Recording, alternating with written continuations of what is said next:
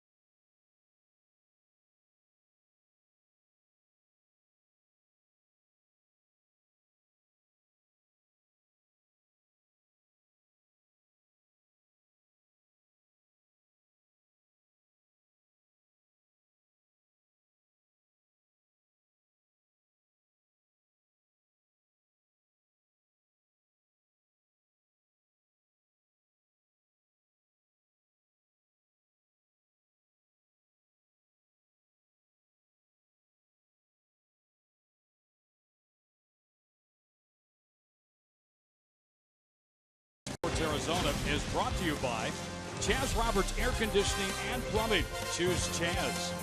Lone Butte Casino. You're in for more winning moments at Lone Butte Casino.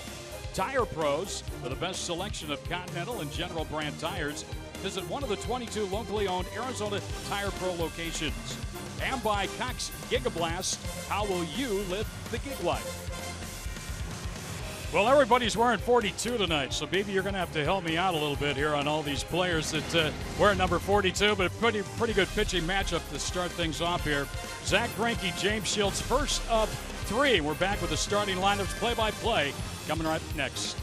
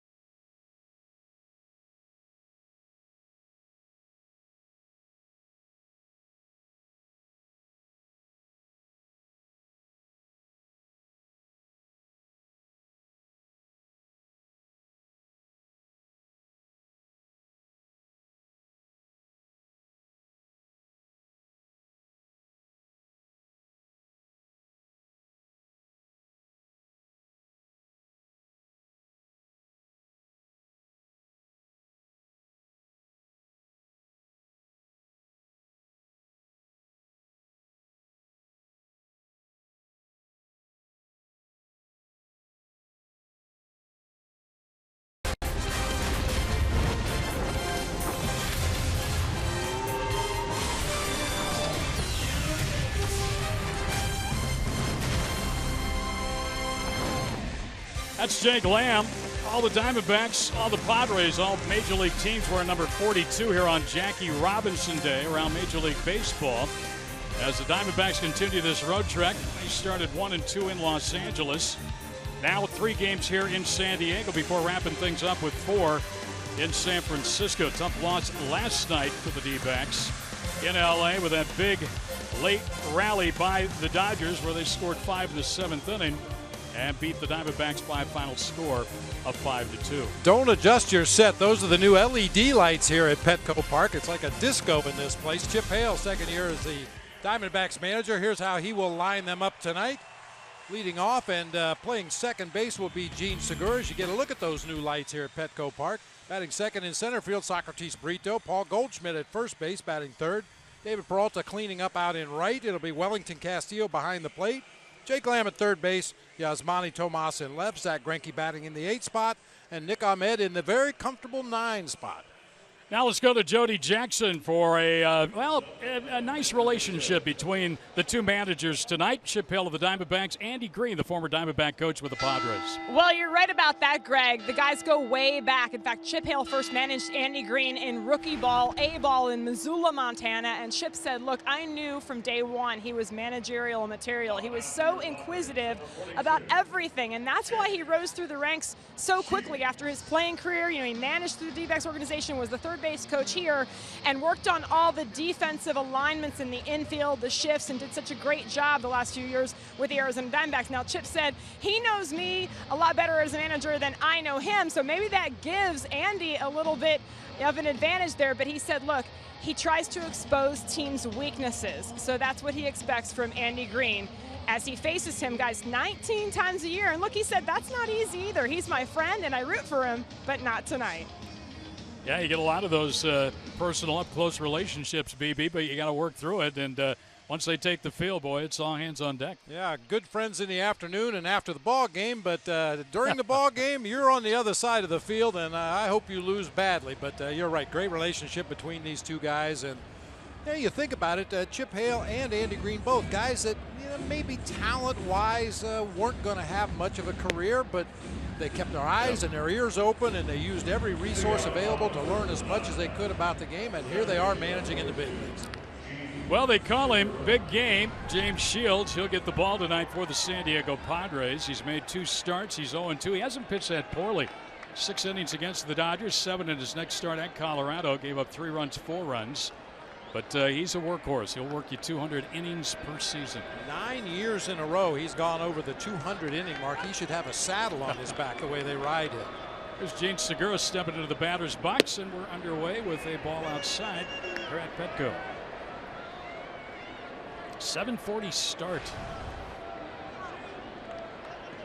That's a little late. Yeah, it's a little chilly here tonight at Petco. Segura puts one in play into right field. On comes Matt Kemp. And he makes a catch. And there's one down. So a couple of pitches, and Shields has got an out. Our nationwide vision defense tonight. Melvin Upton Jr. in left. John Jay, the former Cardinal, in center. Matt Kemp just made the first play of the game out there in right field. There'll be a couple of Alexis on the left side of the infield. Amarista at third. Ramirez at short. Corey Spangenberg at second base. Will Myers at first. Derek Norris doing the catching for right-hander James Shields. This is Socrates Brito. He's in center again tonight. He had a good game, I thought, last night for the Diamondbacks. Hit the ball hard, got a couple of hits, stole a base, scored a run. Facing the right-hander Shields, and it's outside. Socrates had a stretch of about maybe 4 or 5 games maybe where he's playing not real authoritative with the bat, but I thought last night he was really swinging hard and making good contact. Take one down low. Yeah, Chip Hale has talked about that at length in the early going this season. It's not a straight platoon in center field. You get the feeling that if either Chris Owings or Socrates Brito got red hot, they would get the bulk of the playing time. But as it is, he's just trying to look for good matchups for each of those guys. Shields gets a strike in, and the countdown is 3-1. Diamondbacks in their grays, and the Padres have got those brown unis on with the different looking cap. A lot of color here tonight. And a foul. They've got Derek Norris, the catcher. I would like to say hello to my partner Steve Berthiaume, who, as you mentioned in the open, a little bit under the weather, but you know he's got us dialed up, and he has to be very happy. He likes these brown unis. It's the old Padre Brown. Full count on Brito with 1 out here. And struck him out looking. Brito couldn't pull the trigger. And a couple of quick outs for James Shields. Shields will work his fastball both directions. This is a straight changeup with a lot of fading action there. You can see the knee buckle by Brito. That ball started way inside but tailed right back over the inside part of the plate. Here's Goldie. Only 1 hit in that Dodgers series, but it was a big one, a home run. Put the Diamondbacks on top in the game they won at Dodger home opener on Tuesday. In that series he went 1 for 12. 11 career home runs against San Diego. And he takes high and outside, ball 1. Well, some rare emotion from Goldie in batting practice today. He wasn't real happy with his first couple rounds of BP, and it showed in his body language, and took it right back in there and found something before the end of batting practice. It's just so odd to see Goldie struggle in batting practice, first of all, but then to show emotion because he wasn't happy with what he was doing. Well, the batting average sitting at only .216, so he knows he needs to pick it up. He'll take outside. I don't care. He could be hitting nothing, and the pitchers are still going to be very careful with him. You know, every advance meeting for an opposing team, the one guy in this lineup they say don't let him beat you would be Paul Goldschmidt. Sitting on a 3-0. Remember the last time he saw a 3-0 pitch, and he takes a strike here, 3-1. That was that home run. Yeah. Except maybe the Dodgers, because they pitched to him with the base open. He made him pay. On deck, Peralta, if they get there. Goldie's got to get on with 2 men out. The pitch from Shields. And another out. That's a little bit low and inside, said home plate umpire Corey Blazer, and that's a 2-out walk for Paul Goldschmidt. You mentioned, Bob, when we came on the air that Goldie and Peralta are the 2 guys who have got some pretty good numbers against Shields. Goldie gets on. Now you get Peralta up with a man on base.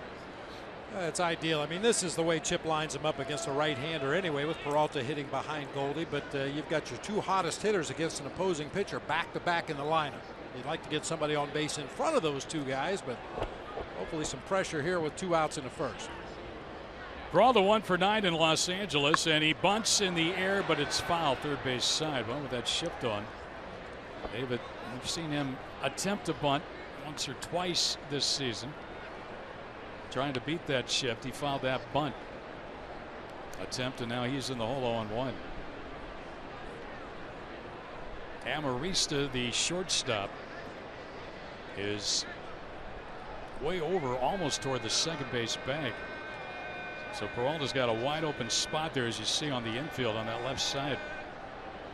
And he likes to take that ball that way if he's given the opportunity. He'll line this one on a shot, fielded by Spangenberg in the outfield, and he'll throw to first to retire Peralta. And in the inning, no runs, a walk, and a man left on base. The Padres come to bat in the bottom of the first against Zach Greinke. No score here in San Diego.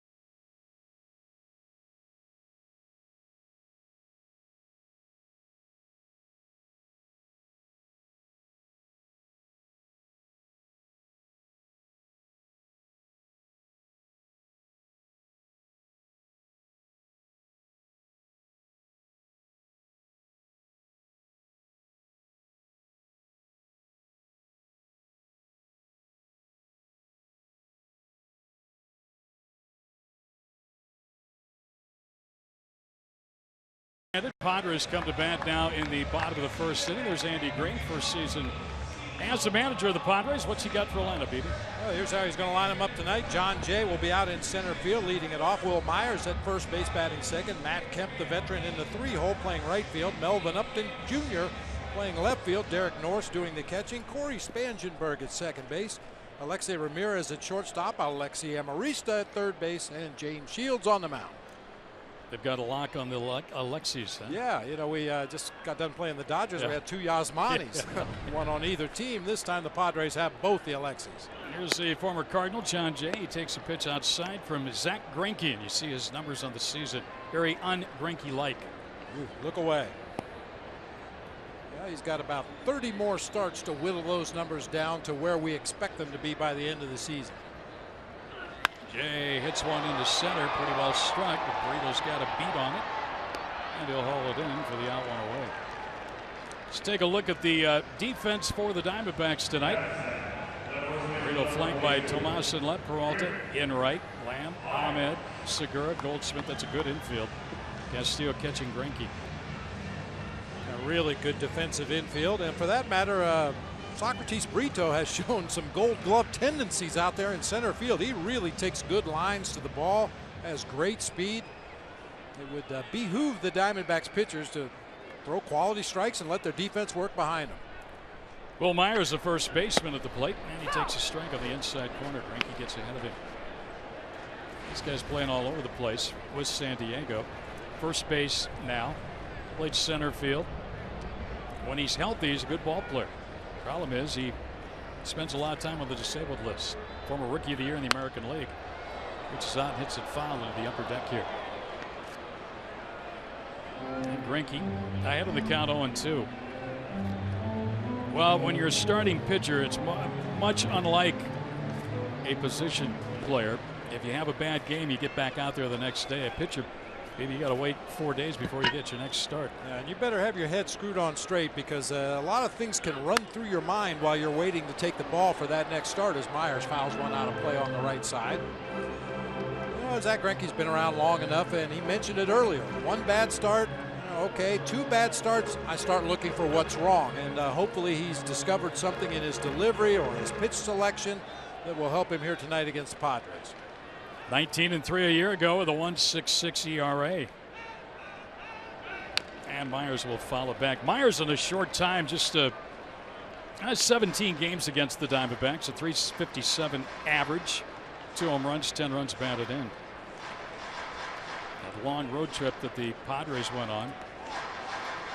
Myers 6 for 27, a couple of home runs, 3 driven in. Both these teams come in here 3 wins, 7 losses. And Myers takes a little high and outside. He's old school, baby. Where are the batting gloves? Yeah, just rub a little dirt in your hands and go get them.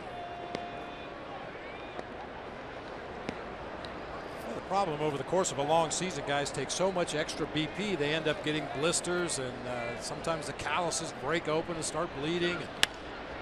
Fly ball to the left. Tomas coming on, and Yasmani has it for on number 2. Take a look at our Let's Motor player profile, brought to you by BMW. Zach Greinke, lowest career ERA all time against the Padres. I mentioned it's 6-1 with a 1.56 in 12 starts against the Padres. That could help get him back on track as well when you're facing a familiar opponent, or at least an opponent that you've had good success against in the past. Hopefully positive reinforcement for him here tonight. Wasn't it Milt Pappas? He was the number 2 pitcher on that list. Didn't he have the near perfect game? He walked the last, wasn't that against the Padres? I believe it was. Yeah. I know that Bruce Fleming was the umpire. Bruce Fleming was the umpire, because Milt Pappas to this day will run him over with his car if he sees him on the street. A ball 4 on what would have been the 27th out perfect game. He ended up with a no-hitter. Swing and a miss by Matt Kemp. Kemp's off to a good start, and he's always hit the Diamondbacks very well. 30 career home runs against Arizona, 92 runs batted in. Actually had a pretty good year for San Diego last season. His first with the Padres after all those years with the Dodgers. Greinke looking for a 1-2-3 inning here. And Kemp will waste that pitch. It's very early, and we haven't seen that many pitches yet from Zach Greinke, but it looks like his command is a little better tonight already. Wellington Castillo slides out onto that outside corner. He's either hit the glove or missed a little bit in his favor. That's a good sign. I don't care how long you play the game, how successful. When you start like that, you put a little extra pressure on yourself because of all the accolades and everything in the offseason. You know, the new big contract and everything else. Well, just being a competitor. You know, all these guys are competitors out there on the field, and they want to put up good numbers. They want to help their team win ball games, you know, regardless of the contract. Even a guy making minimum wants to go out there and show his best for his team, and I'm sure Zach Greinke feels the same way. He's retired the first 2 on fly balls. He's 1-2 on Matt Kemp here, opening inning. And Kemp reaches out, hits that one. It's going to go foul. You can always tell when the ball's going to go foul. That runner will start out of that batter's box and then just stop. Yeah, it's usually better to watch the runner rather than the umpire. Yeah.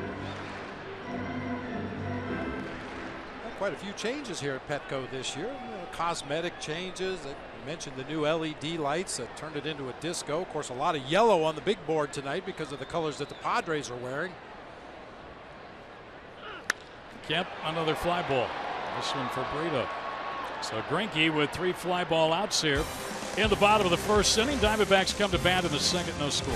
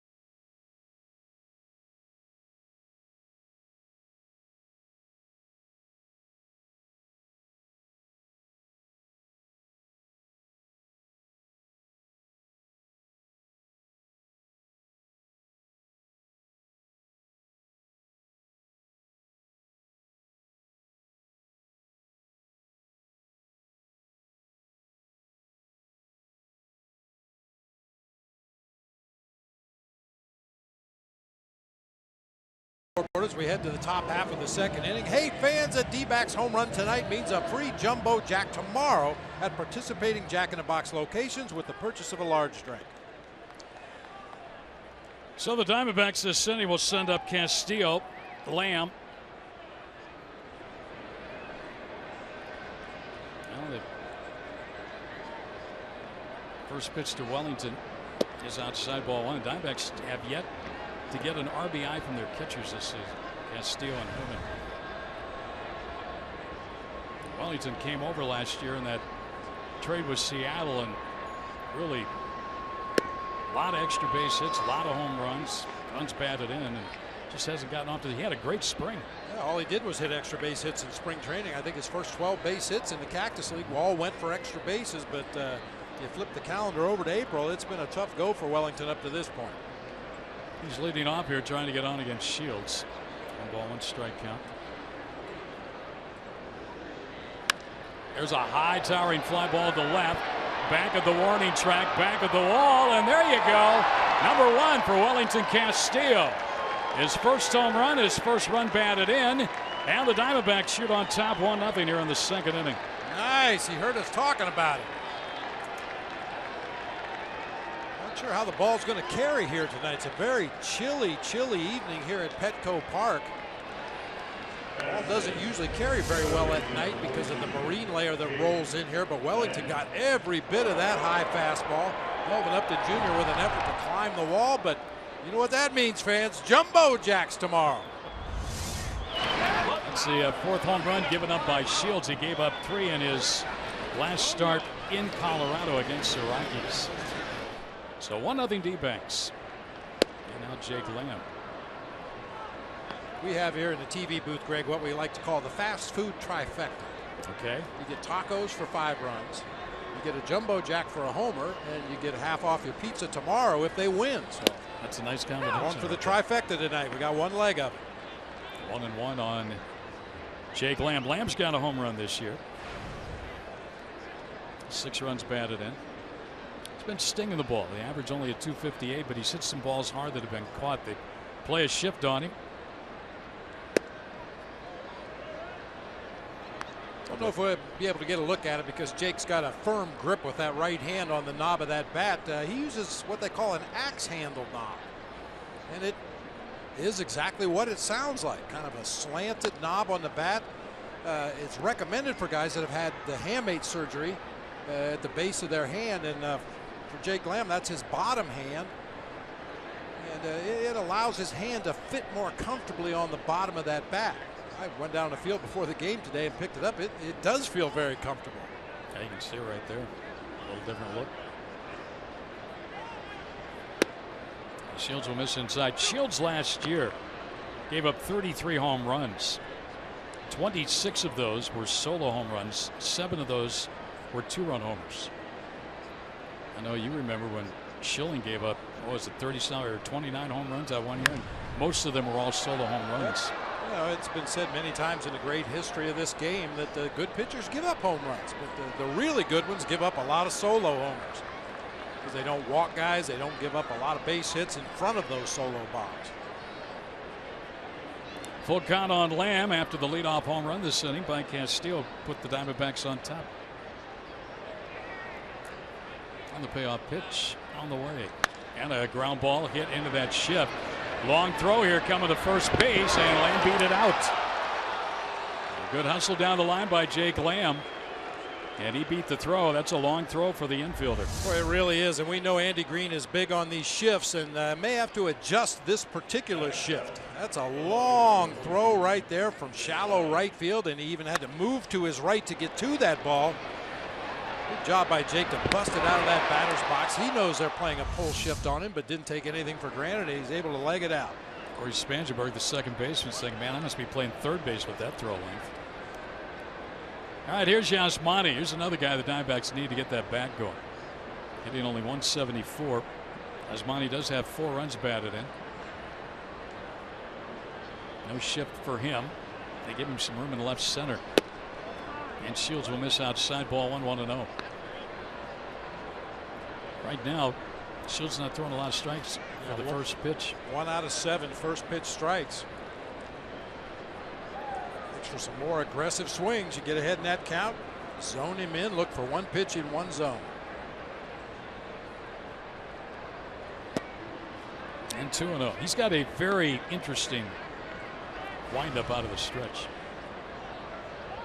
I just assumed that at some point in his career, James Shields, I believe this is his age 34 season. I assumed the older he got, the less and less he would exaggerate this setup.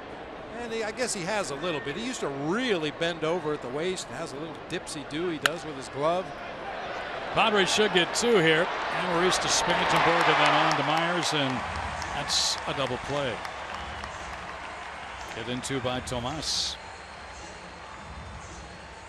A little different keeping score tonight too, with all these number 42s. Yeah, they won't sell any programs here at Petco No. Park tonight. Well, nicely turned there by the new shortstop for the Padres. Came over from the White Sox, Alexi Amarista. And with 2 outs, here is Greinke in that 8th spot in the order.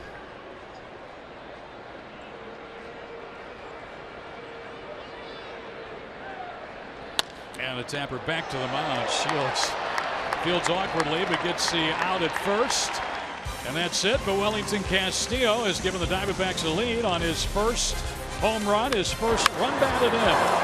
1-0 D-backs.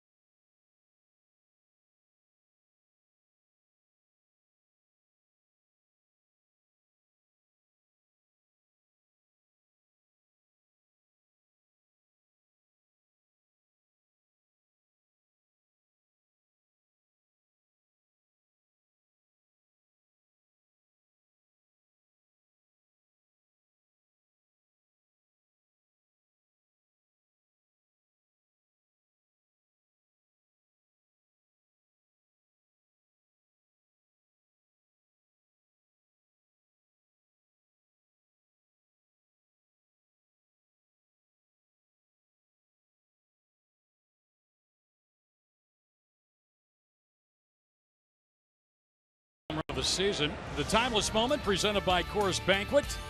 Jackie Robinson Day around Major League Baseball, the 69th anniversary of Jackie Robinson breaking MLB's color barrier. All players and personnel wearing number 42. 1947 Rookie of the Year. I always liked this slide play at the plate. Yogi Berra not happy, called safe. He was quite the player, BB. Hey, he really was, Governor, and I try to find out something different about Jackie Robinson every year. He started his career 0 for 20, but finished that season batting .297. First pitch of the inning is grounded back toward the middle. Look at Ahmed. Get up, can he get him at first? No, not in time. Infield hit. Well, he made a bid to get him, though. Nice play by Nick Ahmed. Yeah, just had too far to go to get to that baseball up the middle of the field. Quickly recovered, got to his feet, snapped that throw over to Goldie, but just too much time had elapsed by the time he got to that baseball. And probably the only guy in the lineup for Andy Green's club that could have beat that out, Melvin Upton Jr. Yeah, not a lot of speed up and down this Padres lineup. They don't steal much. They don't hit and run much. They haven't done much offensively, period. A lot of people don't realize either. Jackie Robinson, when he broke in to the big leagues, is already 28 years old. Yeah. National League Rookie of the Year, 6 World Series, 1 title.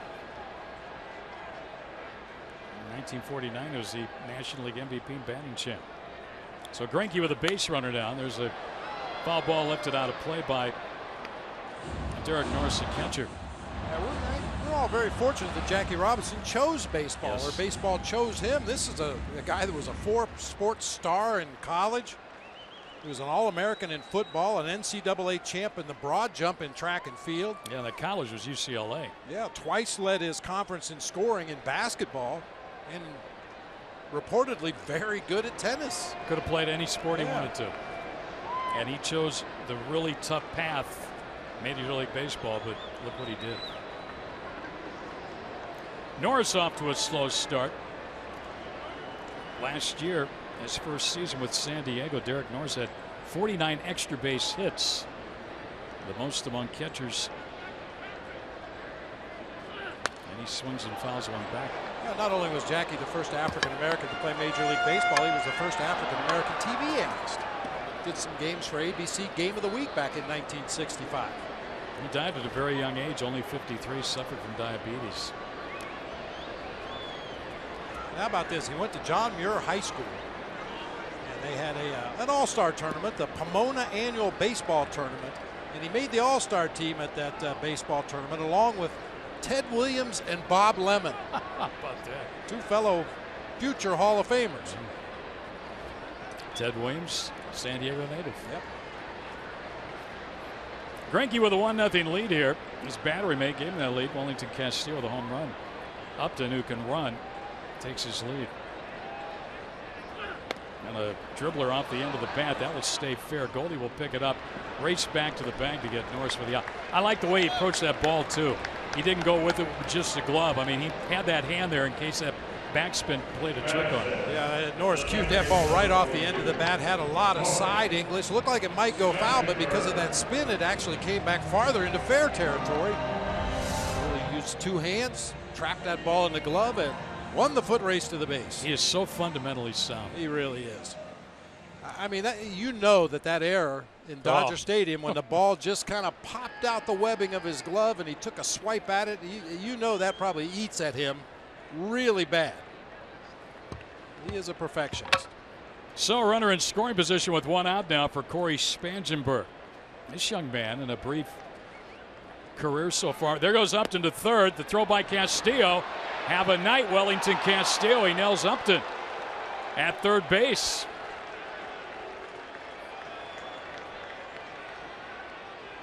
Well, Upton wants Andy Green to take a look at it. He's not leaving, is he? Got a bad jump out there at second base, and with a left-handed batter at the plate, just a clean throwing lane that time for Wellington Castillo. Yeah, I can see why they want to take a look at this one. I'm not so sure Jake Lamb got the tag on Melvin Upton Jr., even though the ball beat him by a wide margin. Well, they'll take a look. We'll take some more looks. Now remember, the call is out. I don't know. Yeah, very close once again, and as always, you have to have undeniable truth that the play needs to be reversed. I haven't heard it said that way, but I like that. I'm going to start using that on the radio set. Undeniable truth. That, by the way, to the right of Andy Green is Mark McGuire, his bench coach. Looking at it different angles here. Not the greatest of slides by Melvin Upton Jr. His front leg goes right past the base. He actually doesn't get to the base until that back leg comes in. You know, a lot of times the crowd at the stadium will give you the hint of what they think. This crowd's a little unsure. So if they're unsure here, they might be unsure in New York, and this call may stand. Well, if you're stealing third base with less than 2 outs in the inning, or it doesn't really matter. Better make sure you make it. Yeah, and you know, you're already in scoring position with that speed. With a left-handed batter at the plate too, it's just a nice, clean throwing lane for Wellington Castillo. Doesn't have to worry about a batter in the right-handed box throwing in front of him or behind him or over him. You just step right into your throw right down that third baseline. Who was the best at stealing third you ever saw? Well, Vince Coleman. He'd have stole fourth base if there was one. I mean, he could steal second, he could steal third. You know, a lot of times it's guys you wouldn't expect. You know, guys that are good base runners, maybe not the fastest base runners, but they look to get that walking lead at second base and just keep going. And I've heard guys like Lou Brock, even Maury Wills, a lot of times when they steal second, they'll go on the very first pitch trying to steal third. catch that other team by surprise. Well, they're still on the headphones back to New York. That's Glenn Hoffman, the third base coach with Melvin Upton Jr. Used to go by BJ. Laz Diaz on the right.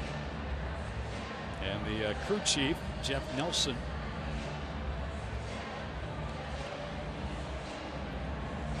First base umpire. Headphones coming off. Let's see what the call is. Safe.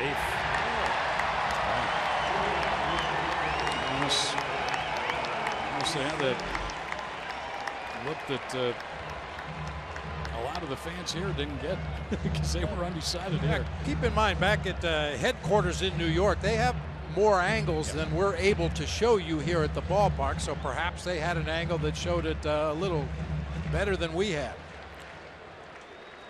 So close but no cigar on that. Upton does steal third. Diamondbacks pull the infield in now with Spangenberg, the left-handed hitter, at the plate against Greinke, trying to tie this ball game.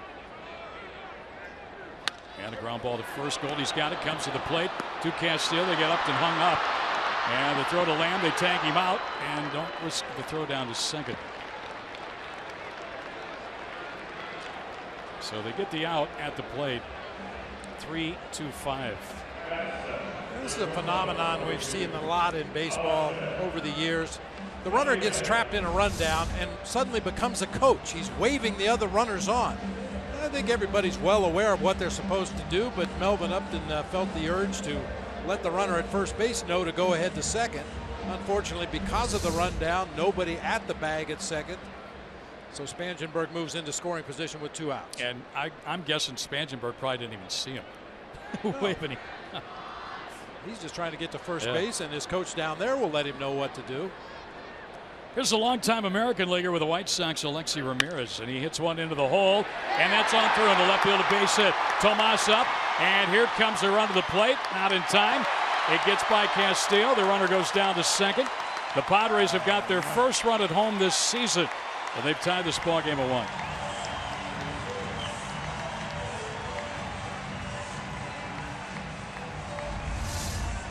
Roller through into left field. That ball really slowed down once it got through the infield, and Spangenberg runs pretty well.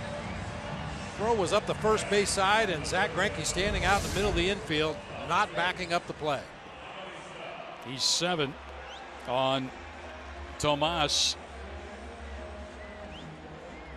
And Tank became a spectator on that one. And now Alexi Amarista, from Alexi Ramirez to Alexi Amarista. Run batted in. Padres, who were outscored 25-0. Their first homestand by the Dodgers, have their first home run home, I should say, of 2016. And they've tied this ball game, and now with a chance to get the lead. Shields on deck, the pitcher.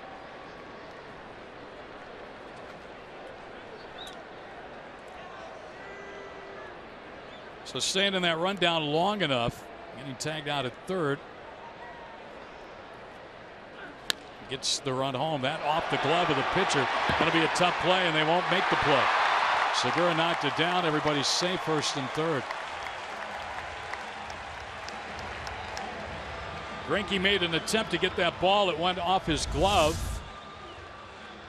Yeah, that's one of those ones you just react to what you see out there on the mound. And Zach is such a good athlete and a good defender. He tries to make the play. Unfortunately, just tipped off the webbing of his glove. Segura had to change directions and come in and try to make the barehanded play, and just wasn't able to do so. Mike Butcher out for a visit here. Padres have first and third, and they have Shields up at the plate.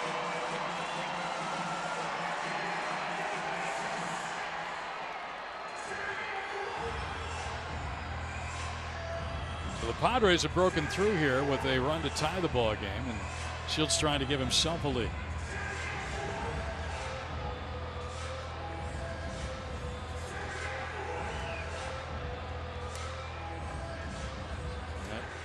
Alexi Ramirez over at third base, the other Alexi Amarista over at first.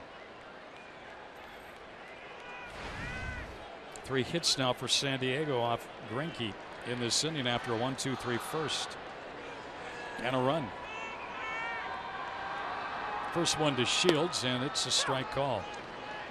Shields spent most of his time in the American League. He is a 165 career hitter. Hit 132 last year, had 9 hits, a couple of doubles, a couple of runs batted in. And that one bounces, and Castillo comes up with a baseball. Count will even up. Ball 1 strike. Padres have attempted 8 stolen bases this year. This does not figure to be a running situation with the pitcher at the plate. A couple outs in the inning. Amarista does have 1 of the stolen bases, however. He was just recalled on Sunday, Amarista. Solarte went on the disabled list. And Shields, a big hack at it, didn't get it. Greinke gets ahead of him.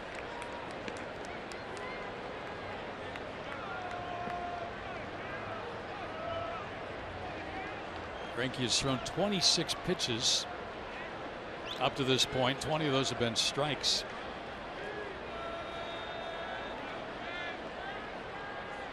This inning started with an infield hit. In fact, there have been 2 infield hits in the frame. 2 of their 3. 1-2 the count. And Shields goes after it, doesn't get it. He becomes Zach Greinke's first strikeout victim of the night. And that'll end the frame. A run, 2 left, and after 2, it's a 1-1 game.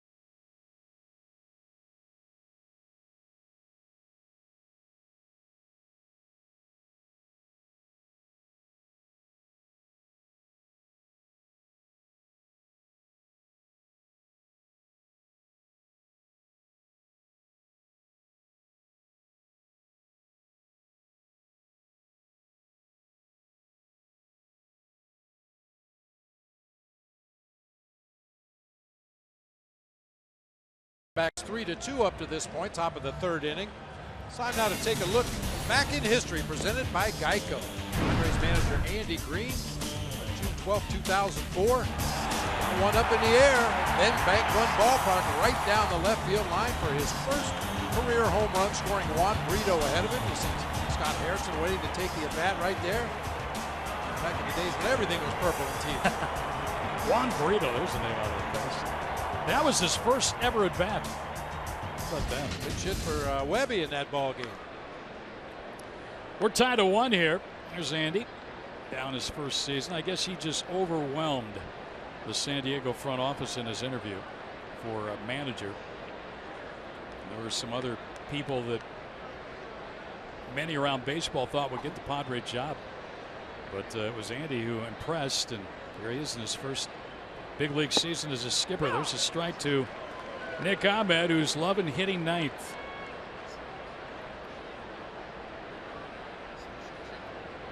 Chip Hale managed Andy Green in the minor leagues, had him as a coach. And I'm sure that Andy has taken some of Chip's game with him over to the San Diego bench. I'm sure that Andy's taken a little bit of everything from everybody he ever played for, everybody he ever coached under, minor league directors, instructors. He's a student of the game.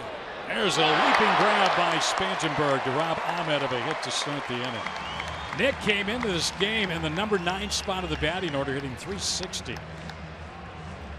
A big difference when you're hitting 9th with a hitter behind you in the lineup as opposed to hitting 8th with the pitcher coming up next. Nick has really flourished down there in that 9 spot. Spangenberg got a little hops in his game, huh? Nice leaping grab there. Well, Nick Ahmed's taken away so many base hits from others. I guess turnabout is fair play. Now Gene Segura, who fly to right field to start the ball game.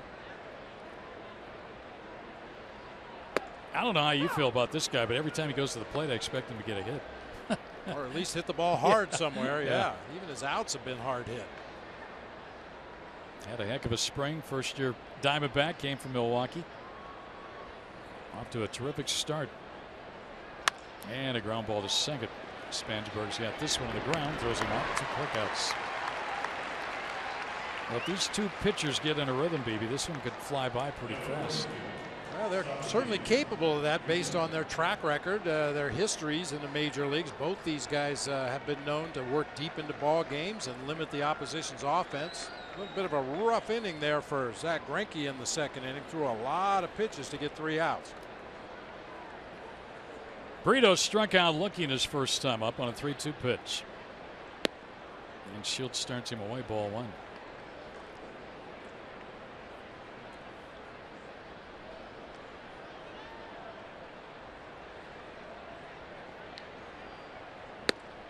Big swing and a miss. Well, they shade Brito around to the opposite field a little bit.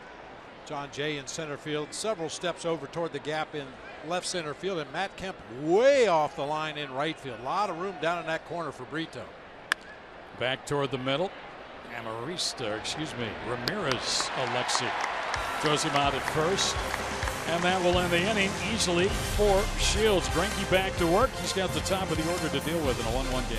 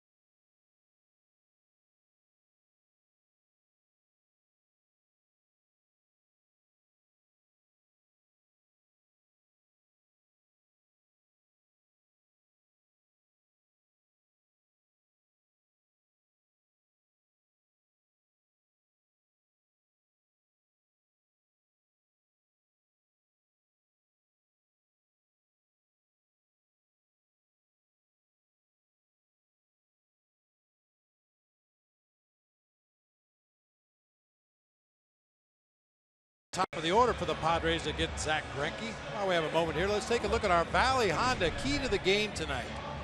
In full honesty, it was continue your dominance, but after that rough 2nd inning, we're going to say find your dominance for Zach Greinke. We've given the numbers a couple of times. 6-1 lifetime with a 1.56 ERA against the Padres. Hold them right there. Top of the order started with John Jay to lead it off here. And Greinke will miss outside. Jay came over from the Cardinals. Jed Jerko went to St. Louis.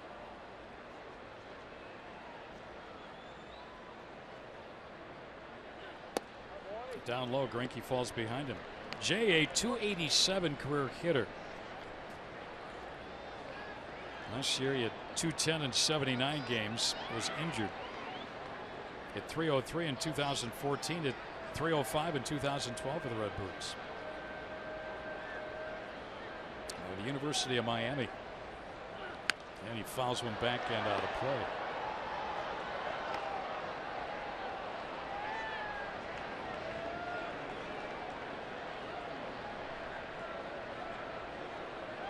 Left-handed batter last year against lefties. This guy hit 375. Wow. And he was also hit by a pitch 20 times. That's led the big leagues. He pops it up. And Ahmed comes in and he'll handle it. Got deep in the kitchen there, didn't he? Real deep in the kitchen. Hitters will say he got in the kitchen, made a sandwich, had a glass of milk. Put a little mayonnaise on. Yeah. Here's Will Myers. Well, hopefully Bert gets better quick and is back with us. Maybe not tomorrow night, maybe tomorrow night. Not fun when you're a broadcaster and you're losing your voice. You could kind of sense it was starting to go 2 days ago, and then last night as the game progressed, it continued to get a little more raspy as the game went on. So doing the wise thing. Take a day or two off and rest it up. Stop yelling at Leo so much. Mike Farron was already on the road, so he's sitting in for me on the radio side, so it worked out well. Down low. Yeah, for Bert to stay quiet, that's going to take a task. Well, for Bert to miss a game, you know how much he loves coming to the ballpark. That man genuinely loves his job. So I know this is really eating at him, but we'll see him back here shortly. 1-1 from Greinke to Myers. And he misses inside 2-1. Well, you go into this series now having lost 2 out of 3 on the road trip to start in Los Angeles. You got the Giants lying in wait in San Francisco for the next 4. You got your big 3 going here. Greinke, Miller, Corbin. And I don't think there's any doubt you're thinking you want to sweep. Try and get that record to 6-7. There's a foul out of play. You know, the old cliche, you take them one game at a time, and certainly that's true, and anybody's capable of beating anybody else on a given day, but at least on paper going into this series, you think 2 out of 3 at a minimum, and ideally if everything falls the right way and the Diamondbacks catch a couple breaks and start to swing the bats a little better, you'd like to take a sweep into San Francisco. And Myers backs. I got a stat for you. These two teams have played 20 games. That's 20 starts. The Diamondbacks starters are 0-6. The Padres starters 1-7. There's a foul. One win from the starters on these 2 ball games, and good pitchers.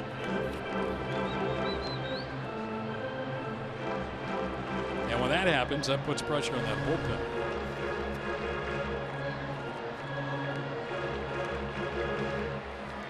Certainly everything could be remedied rather quickly if the Diamondbacks were to revert to the Cactus League form they had offensively. Yeah. They were putting up 10, 12, 15 hits a day, regardless of who was in the lineup, as Myers goes down chasing a high breaking ball.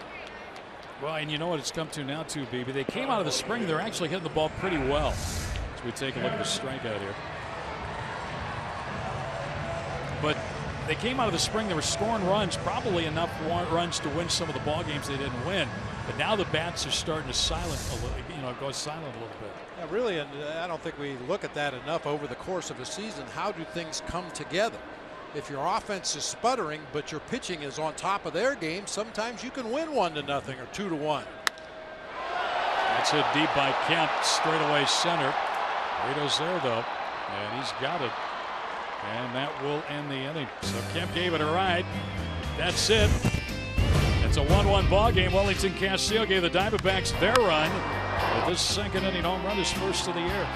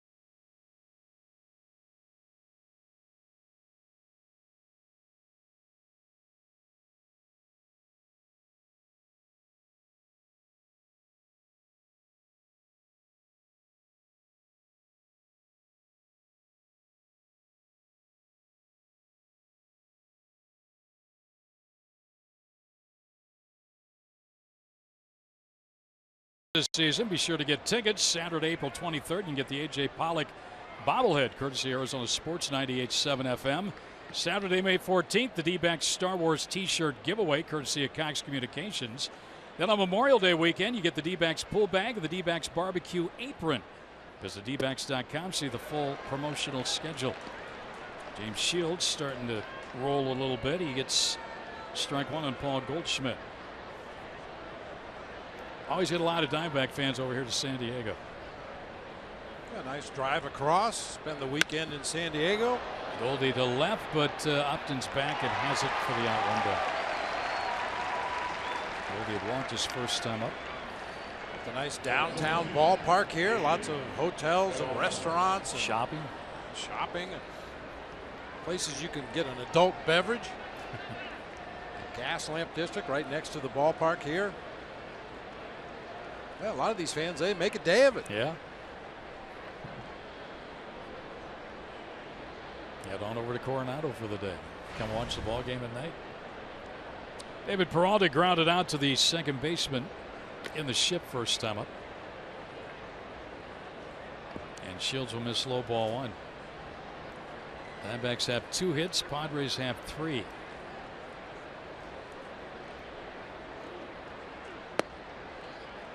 Two and 0.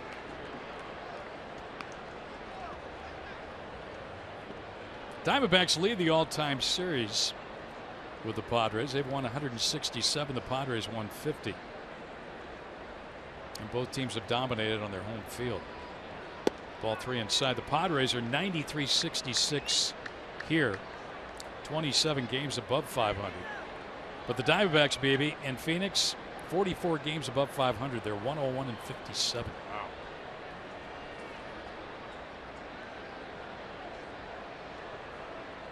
Peralta's swinging on 3-0, lifts it foul out of play. Yeah, we heard Chip talk about that after Goldie homered on a 3-0 pitch at Dodger Stadium the other day. He likes to turn his guys loose 3-0 until they show that they're going to chase bad pitches 3-0, and then he'll probably put the take sign on. But he wants everybody to be aggressive and think about swinging that bat 3-0.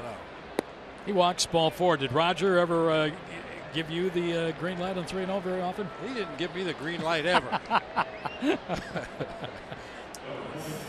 Tell you who did have the green light, though, back in that second inning, leading off Wellington Castillo, our Jimmy John's high-speed delivery. His first homer, first RBI of the season, came on a high fastball. Long drive to left. Despite the efforts of Melvin Upton Jr. to climb the wall, couldn't get to it. Driving the bus home. Speaking of driving the bus, I like that bus trip down from L.A. Yeah, it's not bad. I wouldn't want to do it every 3 days, climb on the old Silver Dog and ride down the freeway. But, you know, for a lot of these guys, it probably harkens back to their minor league days. Many, many years ago for you, huh? Yeah. We had no air conditioning on our bus in Fresno, California. How's that? Windows open, trying to catch a breeze. Ooh. 1-on-1 out here. Swing and a foul at the plate. Well, they put that on the board as the knuckle curve for Shields. He really works his fastballs both directions, as I mentioned earlier. He'll sink it, he'll cut it, occasionally throw a high four-seamer. He throws that knuckle curve, and he's got a real good straight changeup.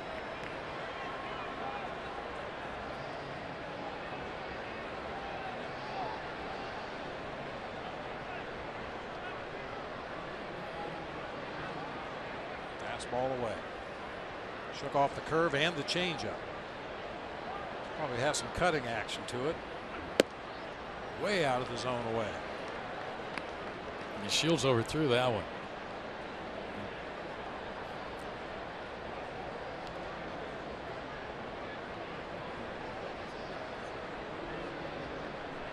A 1-out walk to Peralta. Held on at first by Will Myers.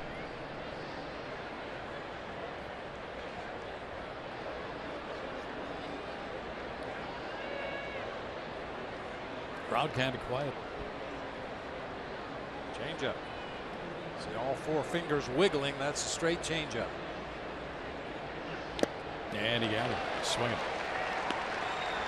For Shields, that's his second strikeout of the night. is not overpowering at this stage of his career with his fastball. He relies more on location than pure velocity, but that straight changeup has great arm action on it. Doesn't have a lot of sink to it, but the change in velocity is enough to fool a lot of hitters. Jake Lamb now to the plate. He had an infield hit into the shift first time up. Jake's been taking the ball the other way to left center a lot this year.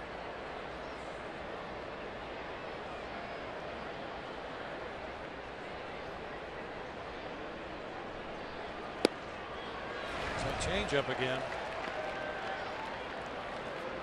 Well, most hitters in the big leagues are first ball fastball hitters. They go to the plate looking for the first fastball in the strike zone, and they're going to hack at it aggressively. And if you throw that straight change up on the first delivery and get it anywhere near the strike zone, you're going to get a lot of swings and misses. Outfield plays straight away, even though they've got to shift onto the infield for Lamb. Time is called. Hey, you mentioned Jake hitting the ball the opposite field a lot more in the early going this season, and Bert and I have talked about this. I think it's a direct byproduct of his new stance. Hands much lower. He can wait a little bit longer on the baseball before committing, and that opens up that opposite field for Jake Lamb.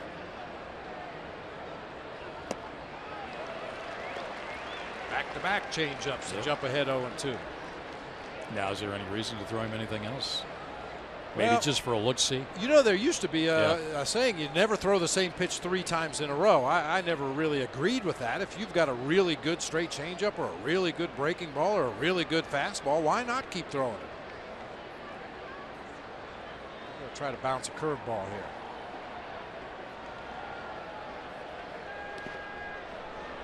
And Jake laid off.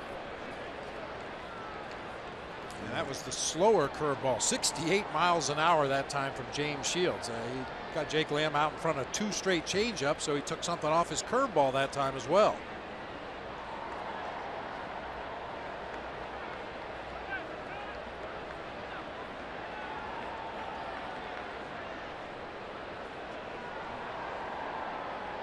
Here's the change.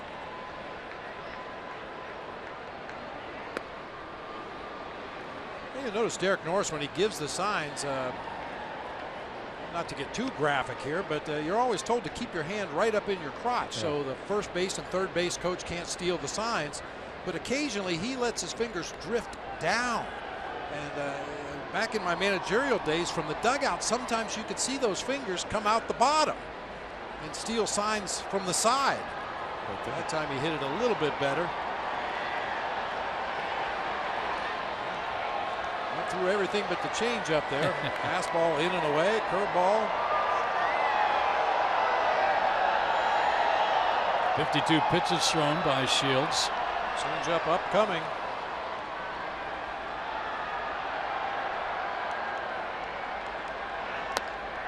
And a dribbler foul. It's a good job by Lamb to waste that pitch.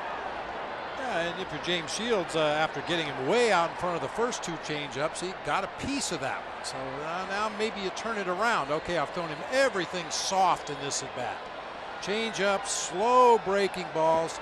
Now might be the time to show a fastball and see if he could blow it by Jake Lamb or maybe get in on his hands. Peralta walked with 1 out of this inning. He's at first with 2 men out. Another changeup. That's why I hit 248. He's on the count full. Better look at that one. So now Lamb's thing. Will he throw me yet another one on 3-2, or will he come with the fastball? And do it now while you're out of the batter's box. You know, process all those things. Think about the pitches you've seen in the at-bat. Think about the situation in the game. And then once you get in the batter's box, just look for the baseball. Peralta will take off here. Can't think while you're swinging.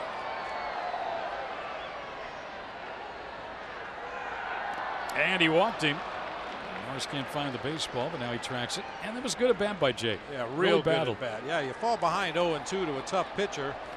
You know it's going to be a battle just to try to avoid making an easy out. And that time he worked his way back to full and takes the base on balls. Nicely done. And the one thing he is doing a lot of, BB, this year, he's seeing a lot of pitches. I think outside of Goldie, he's probably seen more pitches than any other hitter. And I think, once again, that's a byproduct of that new stance. He's got so much confidence this year that he can wait till he sees the ball and hit it down the left field line. If it's something he likes, he can pull it down the right field line. Just a much, much more patient, confident hitter this year. Well, let's see if Yasmani can do something with 2 men out. Hit into a double play his first time up. Takes a strike from Shields, who gets ahead of it.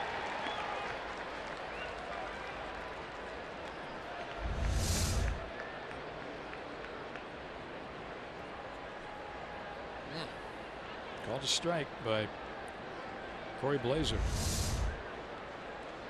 Tomas is 4 for 24 this year. That actually almost looked like a better pitch than the first one. It looked like a better pitch. We have a little bit of an angle in our center field shot, so it's not always as obvious as it appears, but that looked like a much better pitch than the first one. And Derek Norris kind of chased it out of the zone right there. You could see him tracking across the plate and push that ball off the inside corner. Now, a catcher can cost a pitcher a strike. Oh, yeah, absolutely. You can buy him strikes and you can take strikes away. Bounced up there. They're under to third. The throw down, and Peralta's out. Well, he didn't hesitate. He took off, but Norris got the ball fired at the third. They tag him, and the Diamondbacks threat goes awry. 1-1 here, going to the bottom of the fourth.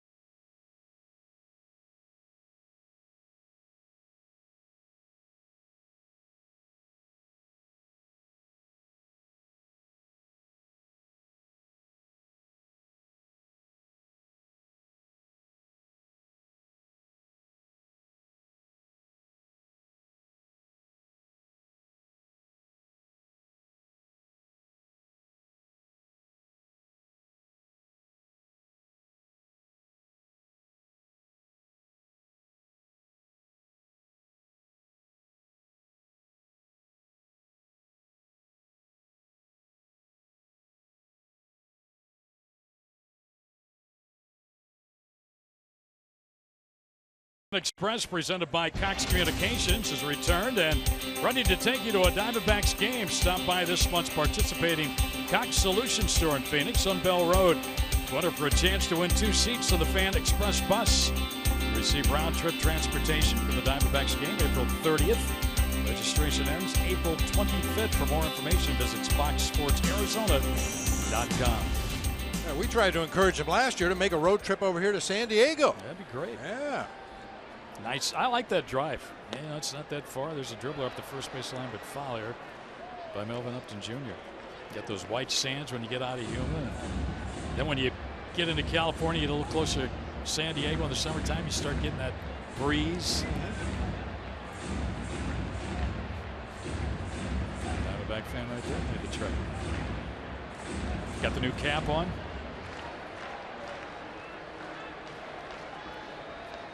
That looked like a homemade Cubs W hat there sitting next to him.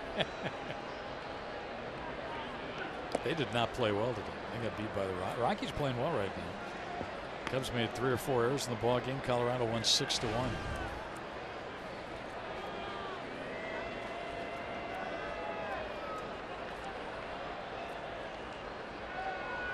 Melvin Upton Jr. Infield hit his first time up. He takes outside. He got a big contract in his walk here with Tampa Bay and ended up signing with Atlanta.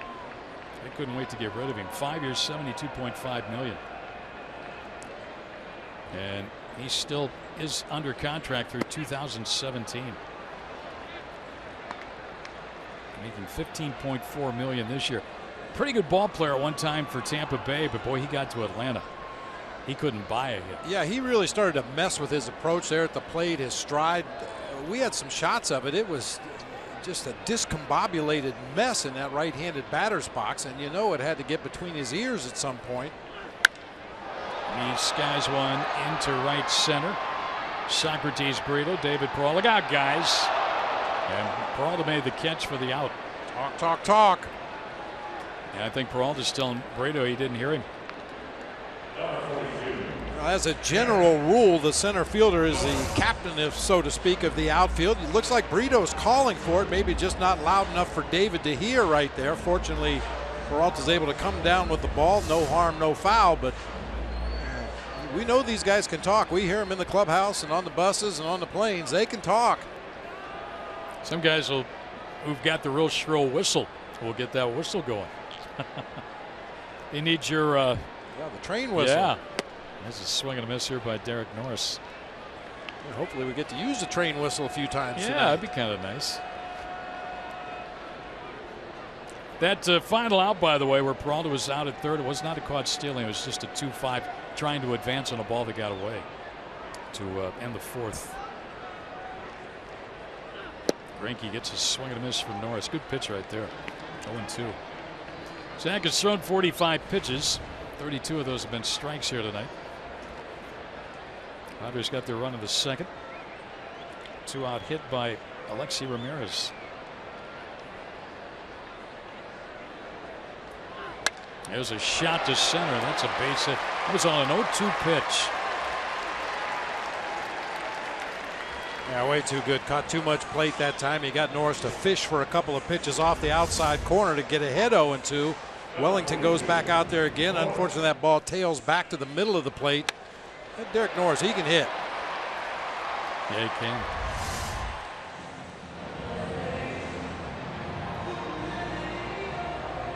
Greinke's 6-1 in his career with a 1.56 ERA against the Padres. 3-1 with a 1.57 in 7 starts here at Petco. Coming into tonight's action. Now Spangenberg.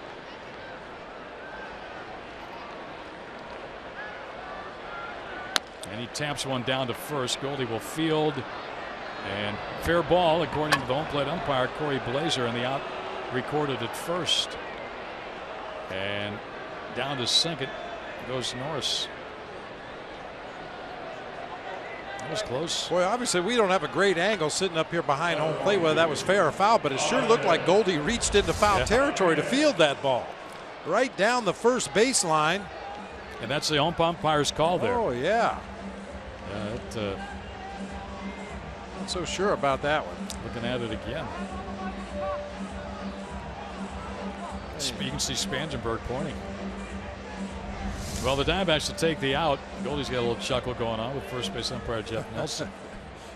Yeah, that call is the responsibility of the home plate umpire until the ball passes first base, and then the first base umpire gets involved.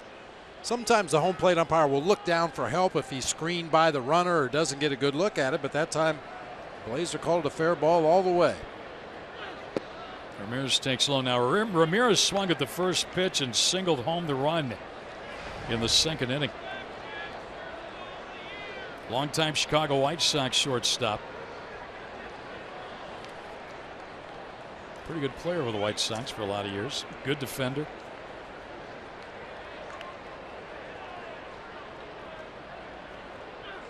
And a wave and a miss. It's that base hit you were talking about back in the second inning. Just a little four-hopper through the left side. His throw to home plate was on the first base side, allowing the runner to advance. Listen to his game totals, BB, since he came up in 08. 136, 148, 156, 158, 158, 158, 158, 154. He plays. Yep. Every day. That's consistent. Especially at a position where you're busy. Yeah. Shortstop, you're involved in a lot of plays that other infielders aren't involved in. Besides the ground balls and double plays. You're involved in every cutoff and relay to the outfield in some manner.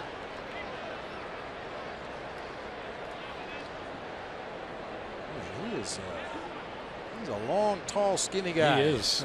He's bigger than I thought. We've seen him play a couple of times with the White Sox in the League, but he's down to the field today. He's 6'2", 180 pounds. Then you got little Alexi Amarista in the on-deck circles, about 5'8", 5'9". Big Alexi, little Alexi. No swing. Count goes to 3-1. Zach being careful here with Ramirez.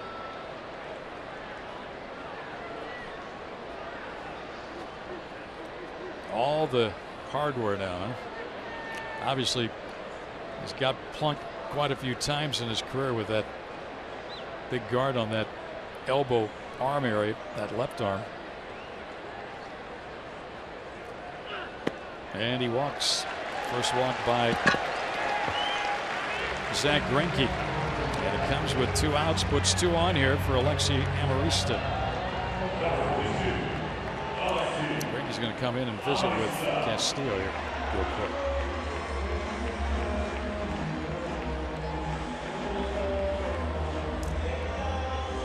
Amarista just called up Sunday. Didn't make the club out of spring training. But he's playing third base right now with Solarte. And here be Solarte on the disabled list. So the Padres trying to get the lead here in the 4th inning off the Diamondbacks and Zach Greinke. 2 on, 2 out. Time was called there by the catcher. Well, let's give you the exact height they give on Amarista. 5'6". 5'6". It's even smaller yet. Started his career with the Angels. Ball 1. This could be another very careful at bat. This guy can swing it a little bit down here, hiding in the 8 hole in the lineup. And you got James Shields in the on deck circle, who didn't look real comfortable striking out back in that 2nd inning. I mean, you hate to put another runner on base and move another runner into scoring position, but you kind of pick your battles. Yeah, Ryan Dempster pitched a long time in the major leagues. He used to call it inning management. Yeah, sometimes a walk is not the worst thing that can happen if it sets up an easy out for the next hitter. Greinke working slow this inning with base runners. A single and a walk, 2 men out. 4 hits for the Padres, 2 more than the Diamondbacks have at this juncture of the game. And a little flare to the left. That's trouble. That'll get down for a hit. The run is in. The other runner stops at second. The Padres shoot on top 2-1. Well, that was trouble off the bat. That just wasn't really hit hard enough to give Yasmani Tomas a chance to get over there and make the play. Just a little floater. Got in on the trademark just a little bit. Took some of the sting off of that ball by the time Tomas gets to it. Padres have tacked on another run and have runners at 1st and 2nd again. So both Alexis have driven in a run off Greinke. Ramirez in the 2nd inning, and now Amarista here in the 4th. And San Diego moves on top 2-1 in this game. Their 5th hit. Now here is Shields, who struck out swinging first time up.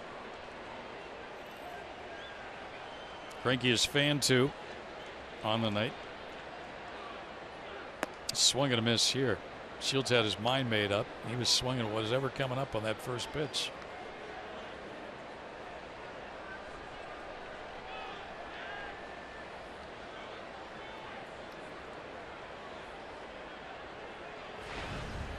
Third start of the year for both of these right-handers. The aces of their respective staffs. Not set. Always nice to get that first one in a series, which the Diamondbacks did in LA, but big inning did them in last night. Dodgers won the 2nd game of the series, taking 2 out of 3. And manager Chip Hale took the blame for the way he used the bullpen last night, choosing to go with Randall Delgado rather than Tyler Clippard or Daniel Hudson or even Brad Ziegler for that matter. Kind of let things get away. Swing and a miss, and his quote after the ball game was, "I should have gone to Clippard in the 7th. It was my mistake." Well, sometimes, you know, pitchers, Clippard have pitched in back-to-back days. It's a fine line a manager has to walk. Yeah, it really is. I mean, you want to win as many games. You want your best pitchers on the mound when the game's on the line, but at the same time, you can't pitch them every day. Very fine balancing act. Shields strikes out swinging, so the Padres get a run and grab the lead here. They leave a couple. They've left 4 in 4 innings, and after 4, it's San Diego 2, the D-backs 1.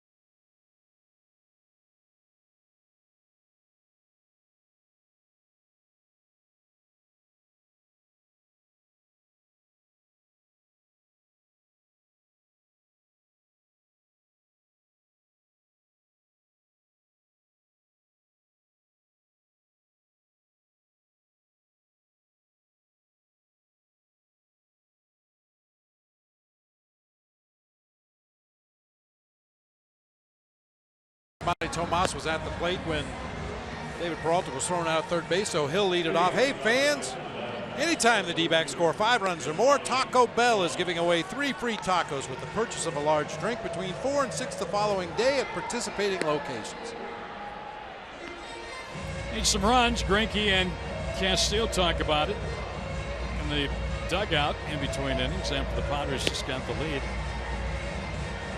Shields only given up a couple of base hits, including that Wellington Castillo solo homer, but he has walked 3 batters through the first 4 innings. Just have to cash him in. Big right-hander gets ready. It'll be Tomas, Greinke, and then Ahmed.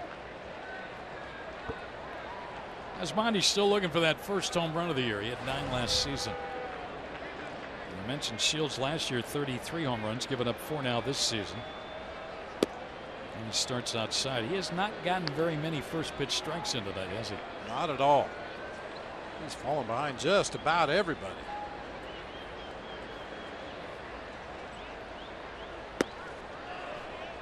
Two 2-0. 8 of 17 first pitch strikes. Got a good percentage.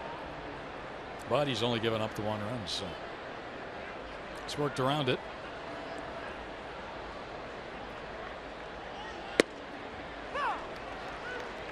Taking on the 2-0 pitch, 2-1 now.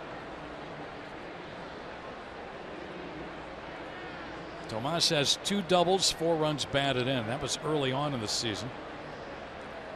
Hasn't done much with the bat lately. Swings and misses. 2-2 the count.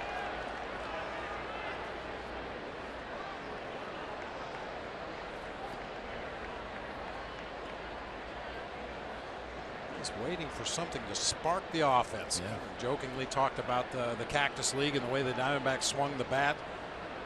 Seemingly everybody on the roster was hot in spring training. You can get a couple guys going here in the regular season. 2-2 on Tomas.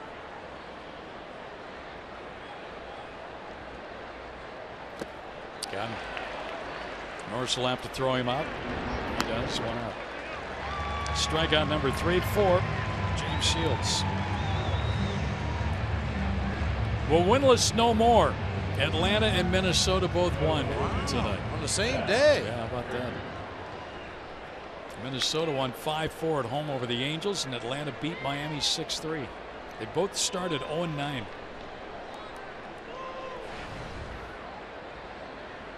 You think 3-7's a struggle? There's a base hit for Greinke in the left field. Over to cut it off is Upton. He trots down to first. And he's aboard here with the Diamondbacks' third hit of the night. That's good. Now you get Ahmed, who loves that number 9 spot in the top of the order. Breaking ball right in the middle of the plate. Greinke with a little bat flip and just jogged on down to first base there. Ahmed was robbed of a hit his first time up. Dave McKay in the year of Greinke. Nick line one looked like it was heading to the gap in right center, and Spangenberg leaped up and took it away from him. Strike one here. I was looking at the notes today. It's obviously early, but a little fun when they got in here. Ahmed has homered once every 10 at bats, tied for 4th best in the National League right now. How about that? He averaged 1 home run every 46.8 at bats last year. Trevor Story leads once every 5.6. We got a good look at him, didn't we? Too good of a look. Yeah. There's a chopper down to third. They will throw to second. They'll get Greinke, who goes inside him. And no return throw by Spangenberg. So Ahmed on base on the fielder's choice. It goes from Amarista to Spangenberg, 5-4 on the putout.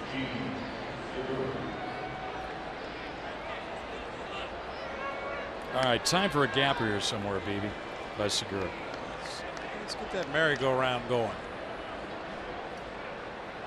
That's something that 0-1 team was so good at. You'd find yourself in a 1st and 3rd situation, and it seemed like there'd be a base hit, and it's 1st and 3rd again. Another base hit, it's 1st and 3rd again. They used to call that getting on the merry-go-round. They were really good at that. Saw Steve Finley here tonight. He's working some Padre games. We're talking about how well he patrolled center field, huh? Boy, I'll tell you, you never had to worry about him defensively. Never. I don't think I ever saw him take a bad line to a ball. And Diamondbacks fans, if you were paying attention, he never dove head first. Always went feet first if he was going after a ball in the gap or in front of him. And he'd usually make the play. Yeah. Ahmed pretty good speed at first. Segura pops it up. Shallow center. On comes Jay, and he's got it. So a hit by the pitcher, Greinke. Fielder's choice. Ahmed is left, and we go to the bottom of the 5th. 2-1 San Diego.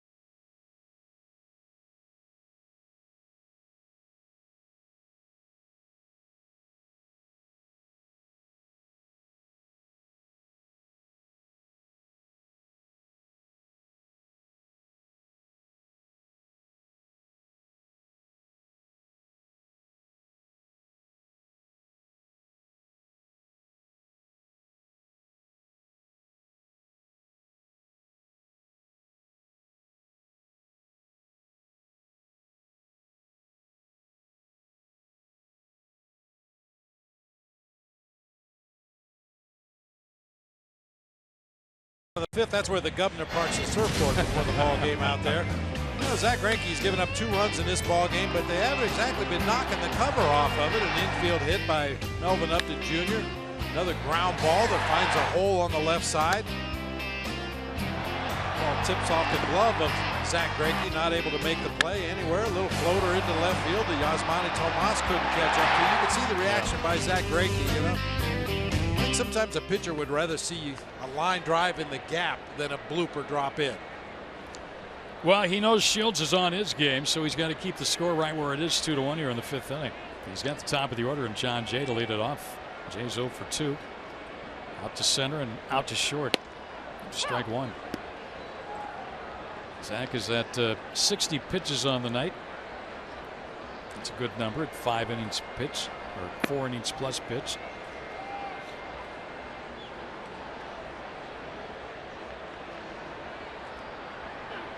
Swing and a foul into the middle of the Kendrick. Nice curveball that time. Good curveball, yeah, real good curveball that time. He's got a good one.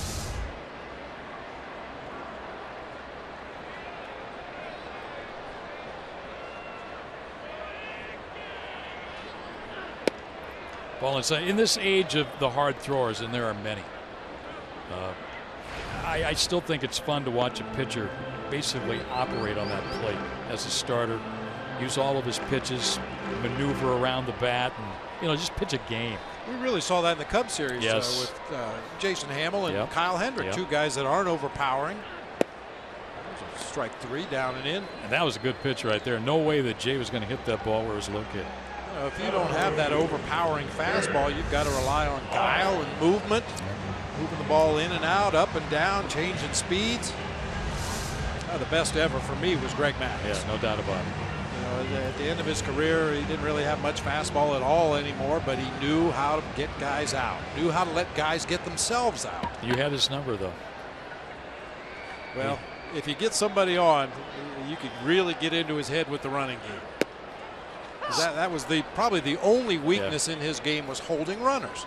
He just wasn't concerned with base runners because he figures I'll get 3 outs before you can advance all the way around the bases and score. So we would hit and run with everybody. We'd hit and run with pitchers on base. Just get guys in motion. Junior Spivey had a 5-hit game. Yeah, and then got drilled in the back. Yeah.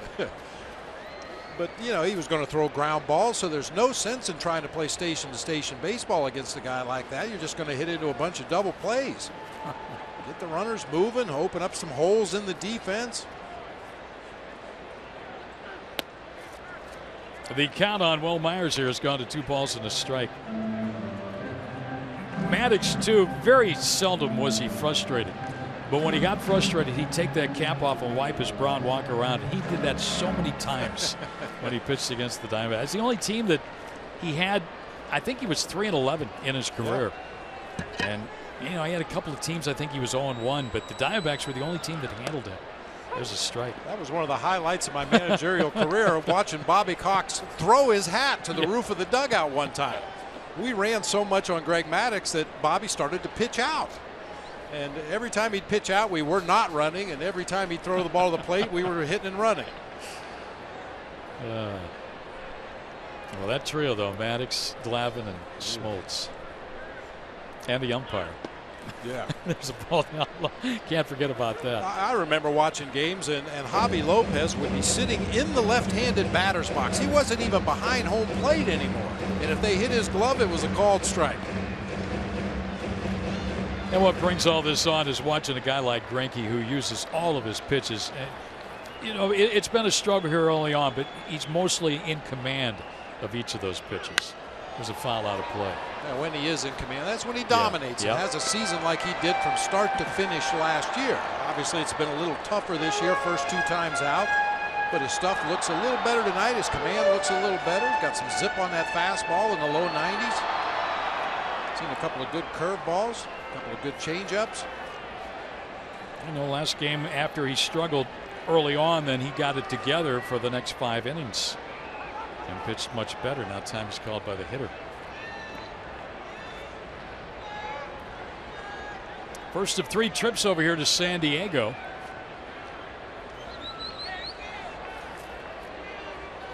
haven't even looked to see when the Padres are in for the first time. And to May. Into right center field. Peralta coming on. He's there now and he's got it. 2 outs.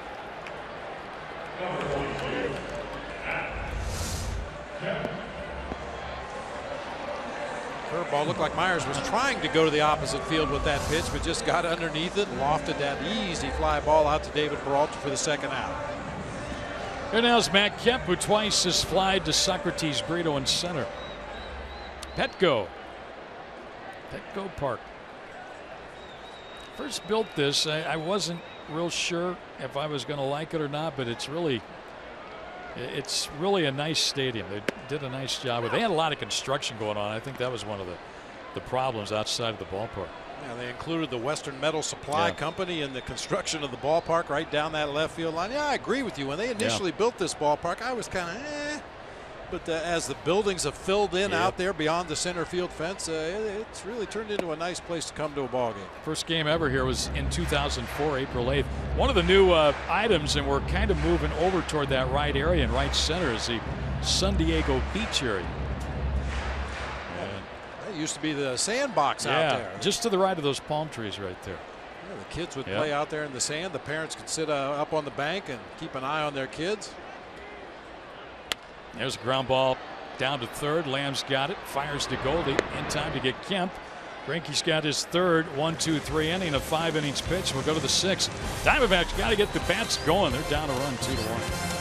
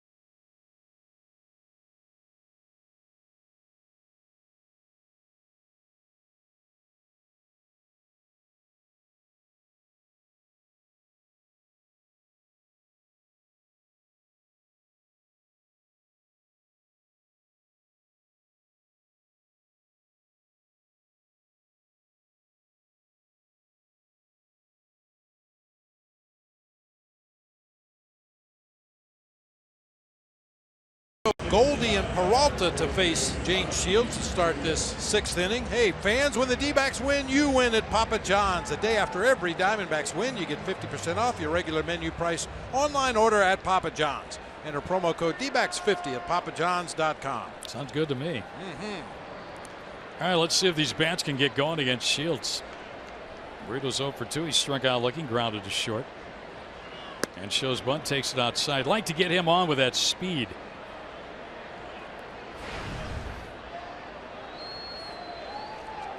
I'm waiting for Pittsburgh to come in next series. They've got a pitcher by the name of Archimedes against Socrates. How about that? Yeah. Swing and a miss. That'll be on the homestand. Long homestand coming up after this road trip. Pittsburgh for 3, St. Louis 4, and the Rockies again in for 3. 22nd through May 1st. Ground ball to short. Ramirez having played perfectly. Throws to first. Got him. Even on routine ground balls, Brito with that great speed makes the play close at first base. If that's one of your tools, it'd be foolish not to use it every opportunity you get. Even on a routine ground ball, you never know if that guy has trouble gripping the ball, maybe throws it in the dirt and the first baseman has some issues. If I was fast, I'd run fast everywhere. Oh, I wonder what it's like to run fast. Huh? You know, I interviewed Mike Scioscia a long time ago when I first got into the broadcasting business, and I said you had such a great career. You've caught Cy Young winners, won a World Series. Is there anything you wish was different about your career? I know where you're going. And he said, yeah, for one day I wish I was fast. I wish I could steal a base. Well, that wasn't going to happen. But he was good at a lot of other things. Oh, man. 0-1 on Goldie. Another strike going 2. Seems like on this road trip, Dodger pitchers and Shields tonight, they're walking ahead of Goldie, getting him behind the count.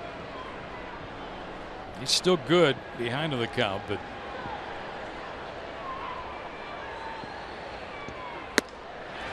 the high fastball, he didn't get it, striking out. 2 outs in the inning, 4 strikeout for James Shields. Yeah, recently Goldie's been seeing a lot of breaking pitches early in the count, and then occasionally a fastball, that time elevated out of the strike zone for a swinging strike 3. Saw Goldie and wife Amy with little Jake downtown today. I even got him to laugh. He's a cute little guy. 2 outs here for Peralta, who has grounded out and walked in the game. David's looking for that first home run. We talked Castillo into one earlier. Maybe we can talk David into it. But it'll be his second. He hit one earlier. He's going to show bunt, take it outside on the corner, strike 1. They put a little fun facts up on the board here, and for Peralta, they've got slept on an air mattress during his first season of pro baseball in 2011. You'd be surprised how often Oh, that happens. yep. Young guys coming out of college or high school with limited resources. Sometimes there's 6 guys living in a 1-bedroom apartment, and yeah, an air mattress would be very comfortable under those circumstances. You brought up the bus rides, and sometimes those bus rides can go 10-12 hours. Oh, man. Go right to the clubhouse, get dressed, play the game. 0-2 count on David Peralta. Shields is feeling it right now. He's in a nice little groove. All it takes is one mistake. Yep. Shift is on here. 2 men out. 2-1 San Diego. And a ground ball to short. Ramirez charges and loses a handle. Can't make the throw, and Peralta will reach. And give him an infield hit. Kind of came in circling that ball. Yeah, from the angle he had playing up the middle of the field there with that shift on, kind of an awkward attempt. That's nice hitting by David right there. You got the slow breaking ball away. He knew the shift was on, had a lot of room on that left side. Didn't hit it particularly hard, but hit it in the right spot. So he's a tying run here at first base with 2 men out, and Castillo hit the home run of the second inning, steps in against Shields. Shields got him last time with a strikeout swinging. Wellington off the schneid now with a home run and a run batted in. How about a 2-homer game, Wellington? Yeah, sounds good. Remember that road trip he had last year? He had, what, 6 home runs? That was crazy. Didn't we go through Seattle as part of that trip? Yeah. Yeah. He had 2 off King Felix. Oh, just Yeah, missed. he did. Just missed it. Coming in center now is Jay. And he makes the catch. No runs in infield. In a man left. We'll go to the bottom of the 6th inning here. Padres. Yeah, it's James Shields leading 2-1.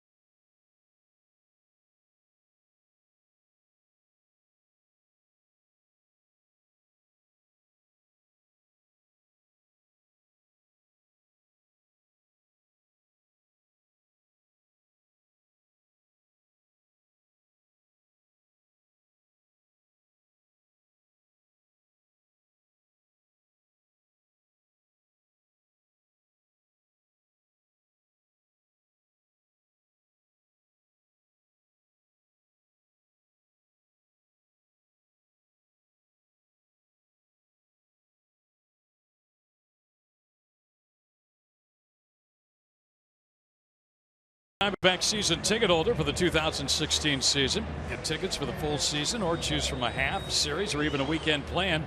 Season ticket holders enjoy the lowest price per ticket, and they get access to exclusive events and experiences. Become a season ticket holder now. Visit dbacks.com. Well, I think we've got the type game we expected between these two pitchers, Greinke and Shields. Right now it's 2-1 San Diego to the bottom of the 6th. Melvin Upton Jr. leading off. And he puts the first one in play. Segura backing out, calling for it, under it. And one pitch, one out. Oh, you love that. Usually, not always, but usually that means the next hitter up is going to take at least one pitch, maybe a couple of pitches. As you look at the pitch count by inning for Greinke tonight, only that 4th inning where he really labored. Otherwise, been pretty efficient. Derek Norris is grounded out, singled and scored a run.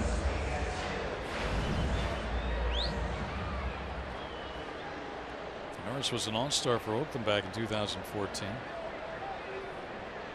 Had a good year with the Padres his first season, although he tailed off over the second half. Greinke gets ahead of him. He is one of many bearded Padres. And they are big, bushy beards. Yes. Cashner's throwing tomorrow night. He's got a bigger. Quackenbush.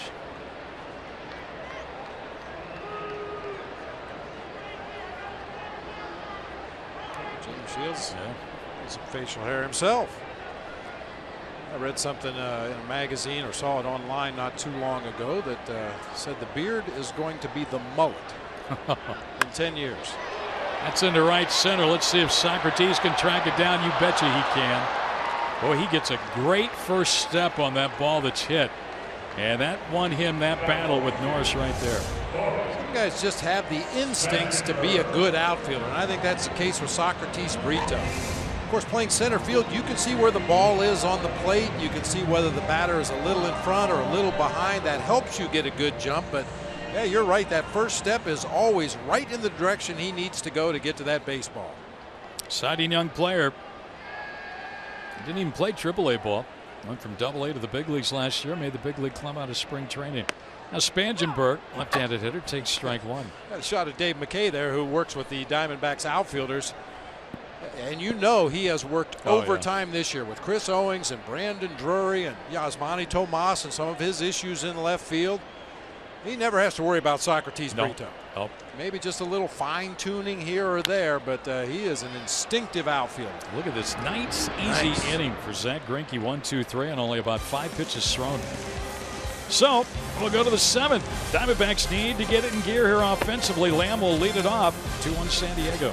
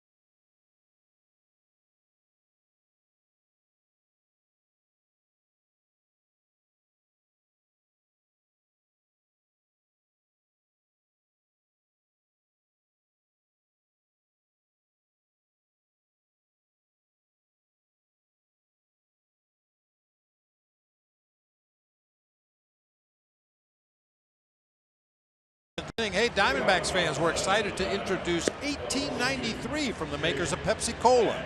It's a premium cola inspired by the original Pepsi recipes and features premium cola extract and fair trade sugar. Pick one up at your local retailer today. Time to get some runs, Robert. Diamondbacks have been limited to 1 run. The home run by Castillo against James Shields. They'll send up Lamb, Tomas, and Greinke in the inning. Nobody up for the Diamondbacks in the bullpen. These bullpens here are tiered, which always makes it interesting when there's a skirmish on the field. They all run onto the field. Side by side. Yeah. And then get into the scuffle around wherever the fight's taking place. Ball went outside to Lamb.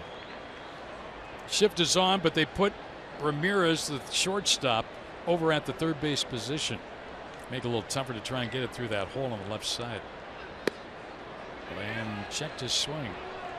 As Diaz said, indeed he did. 2-0.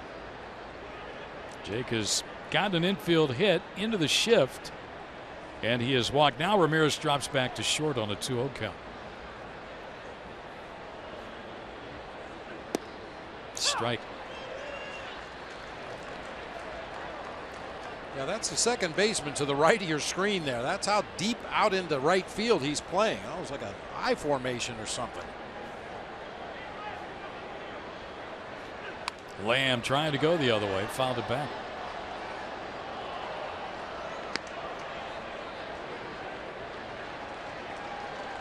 Two and two from Shields. Shields is sitting at 83 pitches.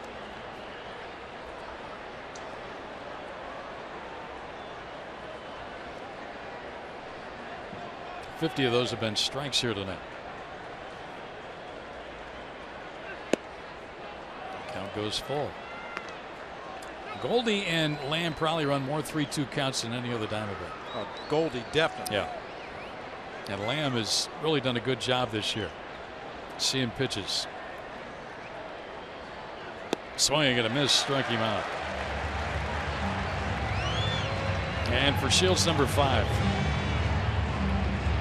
Came on a straight changeup. Yep. Remember his last at bat, he started him with a lot of off-speed jump. This time he finishes him with the changeup. Yasmani Tomas is hit into a double play and struck out swinging. Had to throw him out at first. Norris. And a line drive. Stay fair. Does into the corner. Right field. Over to get it. Kemp.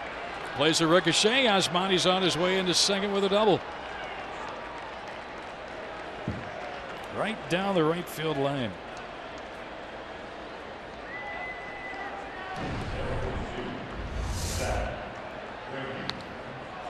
Like a cutter working its way away from Yasmani Tomas. He shoots it down that right field line past Will Myers for an easy stand-up double.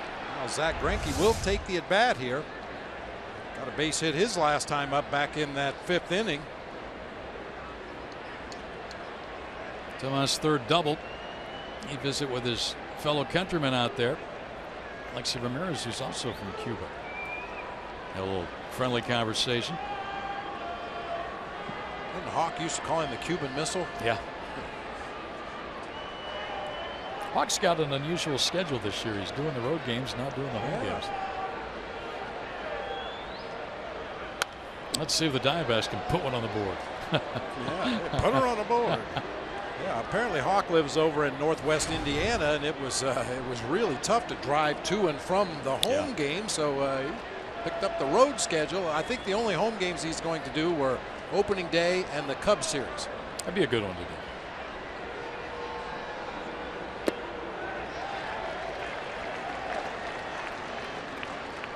Jody, what you got with runners in scoring position for us? Well, guys, it's been tough in the Dodgers series, 1 for 16, but good news with Yasmani on second. That's the first runner in scoring position of this game. That's something that Mark Grace was harping on in the dugout all during that Dodgers series, saying we're going to do this. We did it so well in spring training, and look, guys, we know this team has had that capability to come back late in games, whether it's against Shields or the bullpen. That's exactly what they're looking for, and a man on second is the start. Yep. Get a guy in the scoring position. Diamondbacks have here with a double. Greinke at the plate now. Ahmed next. Outside. 1 ball, 2 strikes.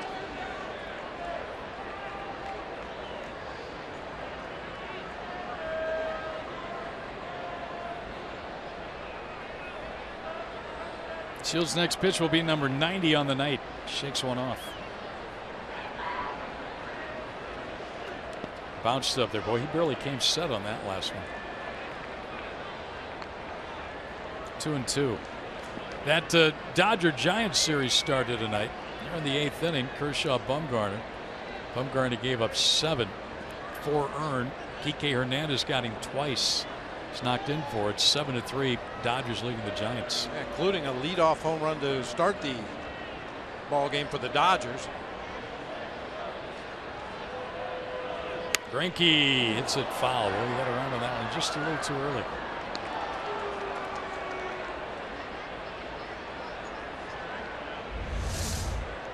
He gets a changeup. What happens occasionally with those changeups? They get pulled up into the hot dog stand. I guess that means we'll get Greinke and Bumgarner next Wednesday in San Francisco. And a line drive, but foul again. He won't go quietly at the plate, I guarantee you that. He was down 0-2 on the count, 2-2, and a couple of hard hit foul balls against Shields making him work.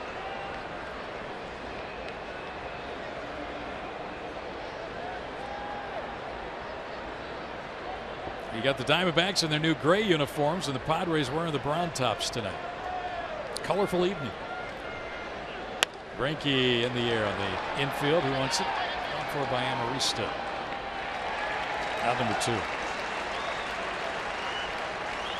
That's going to leave it up to Ahmed, but Nick has been really good in these situations early this season, getting out of that number 9 spot. Robbed of a hit his first time up on a line drive as Padres get their bullpen going. That's number 42. I don't recognize all the relief pitchers yet. Yeah. I know that's Andy Green and Mark McGwire right there. Got a chance with the Diamondbacks relievers thrown out there, but the Padre relievers, for the most part, it's a little bit of work. All right, let's see if Ahmed can come through one more time.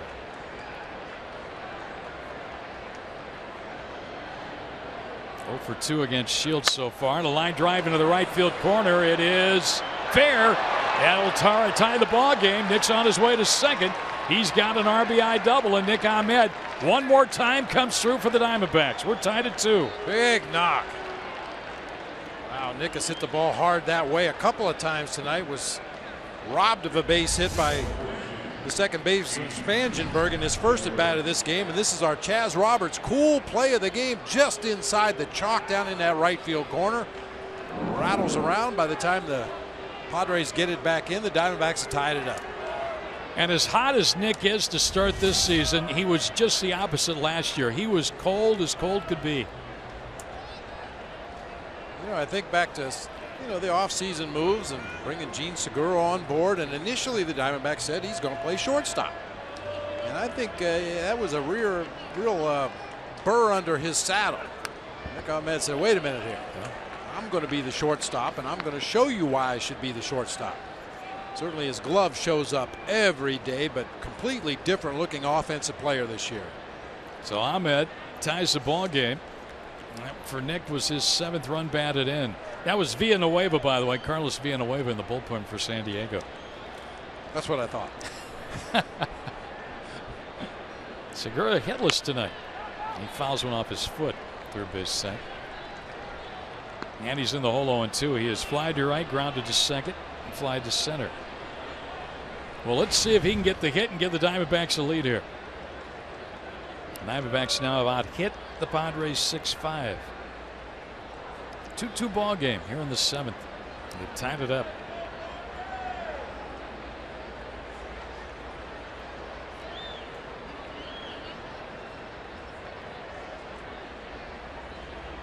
Into the dirt. You know, the Padres really got off to a rough start. They were outscored 25-0. Lost all 3 games to the Dodgers here at Petco Park. They have set a major league record for being shut out 5 times in their first 10 games of the year. They had 2 games, their first 2 games on the road. They went into Colorado. They scored 29 runs on 37 hits. And the other 8 games they played, they've scored a total of 8 runs coming into tonight. And Segura takes a little bit high. 2-2 now. 7 losses. He had scored 4 runs.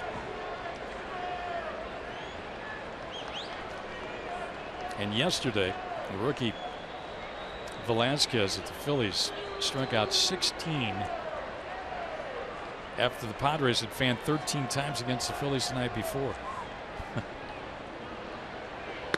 So it hasn't been fun for San Diego early on, just like the Diamondbacks have scuffled along.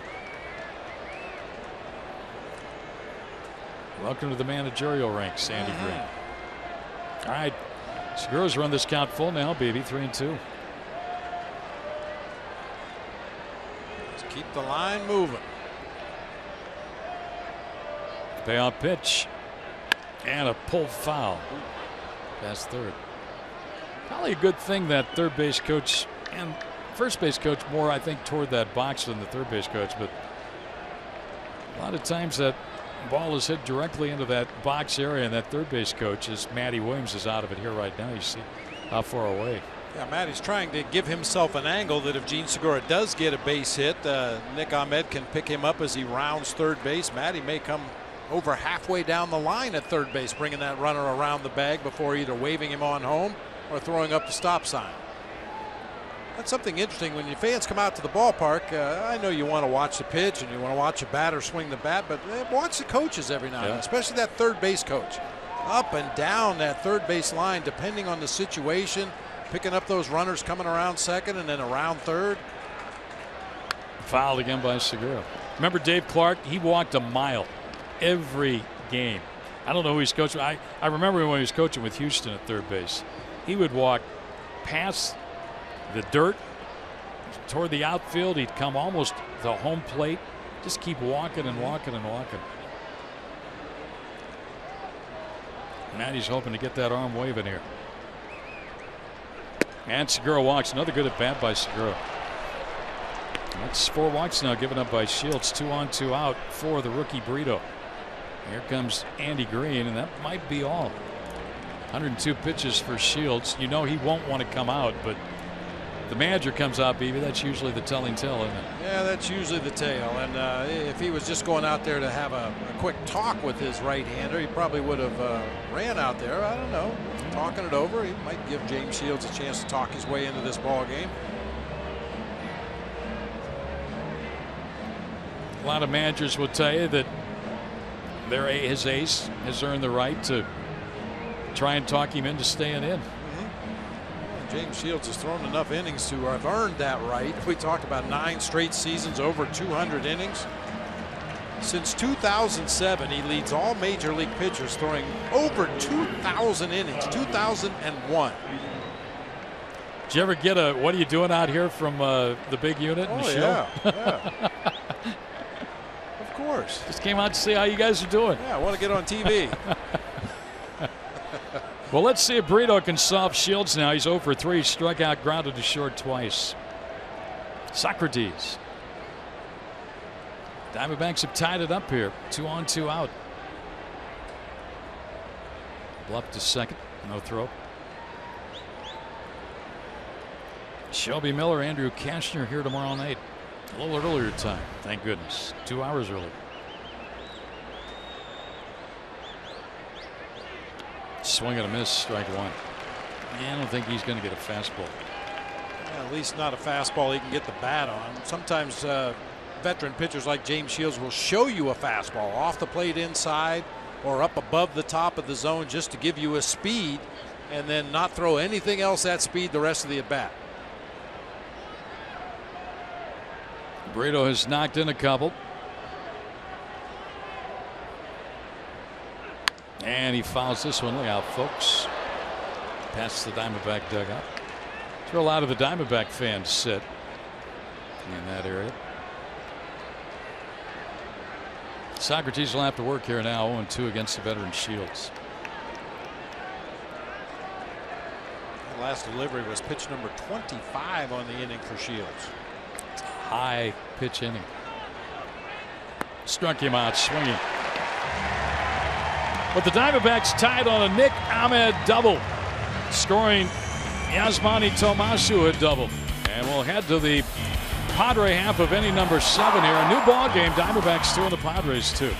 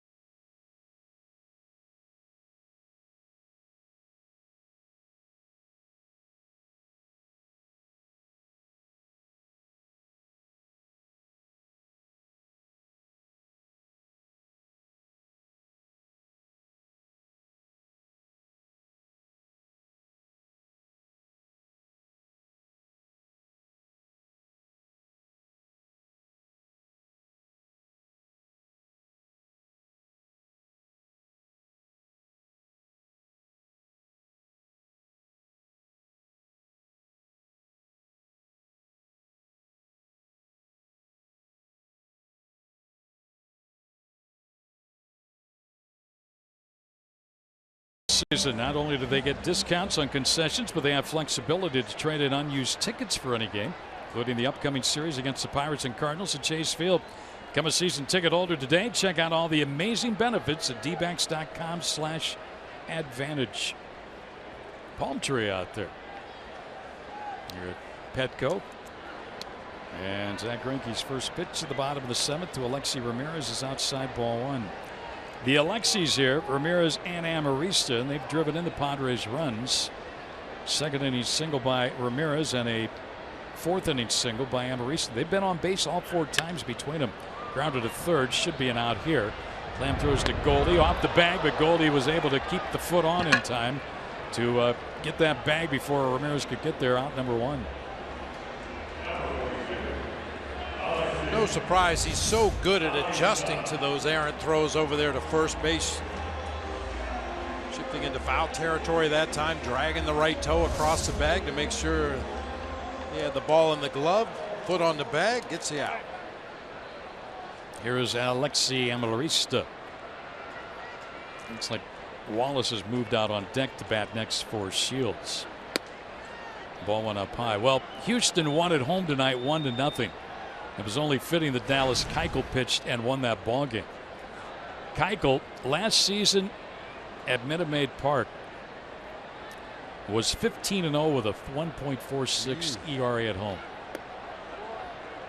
And he starts his first game at home this year and gets a win. And that's not an easy ballpark for a left-handed pitcher with that short porch. The Crawford boxes in left field. I mean, pop-ups can go out to left field.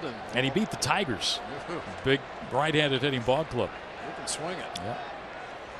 2-0 to Amarista from Greinke. Strike 2-1. Zach's pitched well tonight. He has retired the side in order in 4 of the 6 innings, entering the 7th. Struck out 4, walked a batter, allowed 5 hits, the 2 runs. Popped up into left for Tomas. 2 quick outs. And now Wallace will head back. And this might be, I know it's number 42, baby. Thank you. Blash, I think it's Blash, Jabari Blash. He's out of the Virgin Islands. Jabari Blash. Jabari. Big kid. And Mike Butcher goes out, the Diamondbacks pitching coach. This is probably just this is what we talked about, how we wanted to pitch this guy if he came up. Just a reminder, refresher course, I would guess, huh, BB? Yeah, that's usually what happens, and I think that's part of the reason why they instituted the 30-second clock on pitching coaches this year. Last year, every time a pinch hitter came in the ball game, the pitching coach would make a trip to the mound. I'd like to believe that a pitcher and a catcher can retain what they heard earlier in the afternoon in the advance report, but we saw it all around baseball last year. Every pinch hitter required his own meeting on the mound. Big guy, 6'5", 235. He's 26 years old, out of St. Thomas, U.S. Virgin Islands. And the Padres got him from the A's as a player to be named later, along with Drew Pomeranz. Jose Torres to complete that December trade that sent Yonder Alonso and Mark Jabcinski to the Oakland A's. Swinging a foul back, strike one. Last year he played at AAA and AA and hit 32 home runs in the minor leagues. Jabari Blash had a good spring, won a spot on the roster.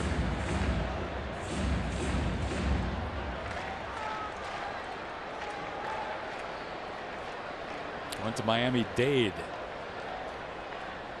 Community College. Bounced up there. 2 quick outs here for Greinke in this 7th inning. In fact, the 3rd time around in the order, Greinke has retired all 8 batters. 5th inning, 6th inning, the first 2 here in the 7th inning.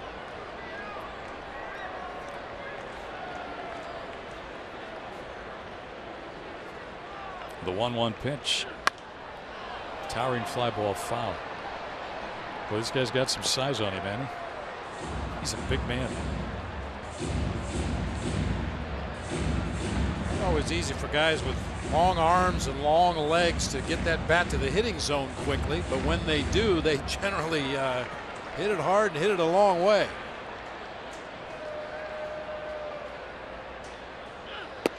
That's it. The other day, this day in baseball, I don't know if you saw it tonight, was a celebration of the Dave Kingman home run. Oh, yeah. Went about 9,000 feet. 530 feet landed on that woman's porch. Yeah. Out of Wrigley. He was big. Oh. He was what, 6'6", 6'7"? Yeah. Feast or famine. Blash strikes out. Greinke gets his 5th strikeout. And Zach, tonight, 5 of the 7 innings, the Padres down in order. We're tied heading to the 8th.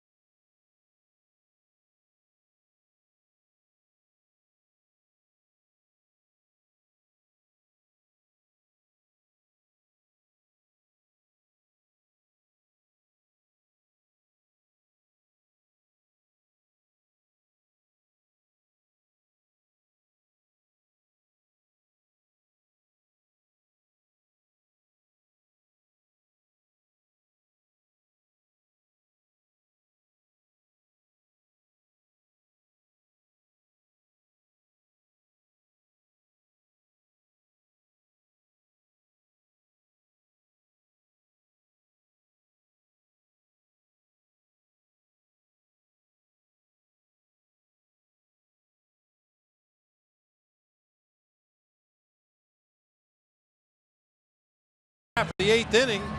All right.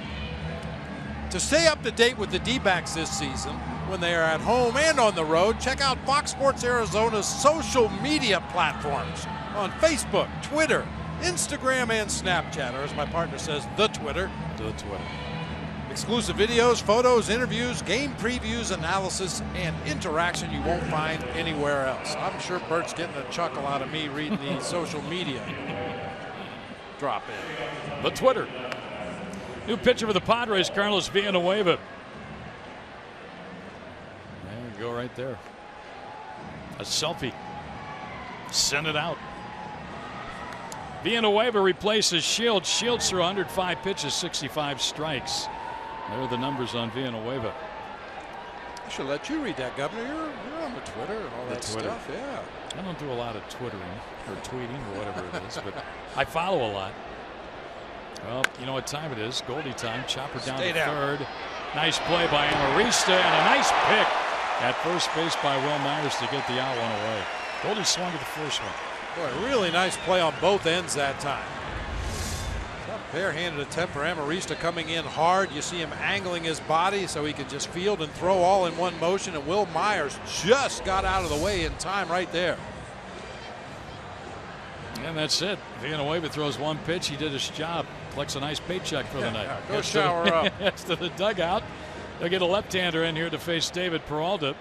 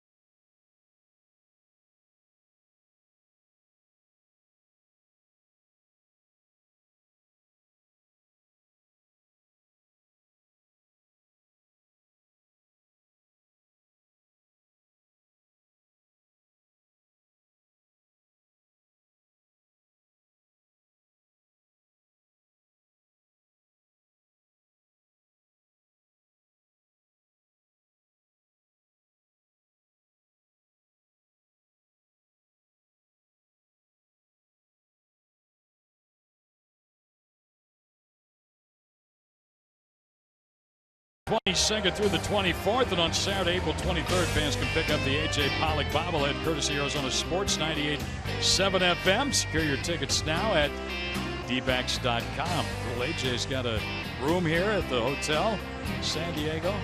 I'm a little jealous. He gets a suite. We just have the regular rooms. Bert took him out for a walk today. Went over to Coronado and hung out. This is Ryan Buchter, B-U-C-H-T-E-R. Facing the left-hander David Peralta. And he'll miss outside. Buchter,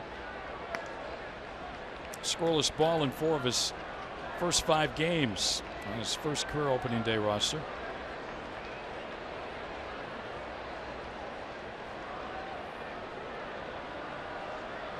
And Peralta puts a charge in it, but fouls it back. How about this? Buchter was on the other end of a trade back in 2011. Was acquired by the Atlanta Braves from the Cubs in exchange for Rodrigo Lopez. Yeah. How about that? Yeah. Rodrigo just down the way here broadcasting tonight. I wonder if Rodrigo even knows that. Peralta fouls it out of play. David's gotten a lot better against southpaws. And playing every day this year, he's going to face a lot of left-handers. He's still causing him some problems, but usually hangs in there.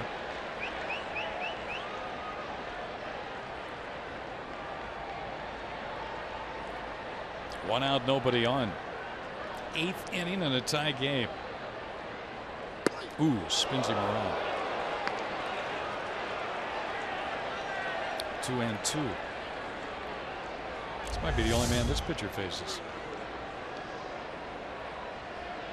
You see the way David turned away from that pitch up and in.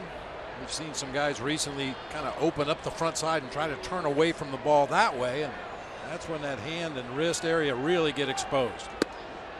Another one. Full count. 3-2. Need a base runner or somebody to pepper one out of here. See if the Diamondbacks can get the lead, and then, hey, there's the bow and arrow guy, Fernando Rodney. Ooh, strike 3 call. David didn't like it. He'll have some words with Corey Blazer as he walks back to the dugout. I don't want to see that one again. 2 fastballs up and in, pushing David back off the plate, and then comes with another fastball down and in. It looked worse than it really was because the way Norris was set up on the outside corner, had to reach all the way across the plate to receive that ball, but it looked like it caught the corner. Andy Green taking a page out of Bruce Bochy's book, using 3 pitchers to try and get 3 outs here. And this is Fernando Rodney coming on.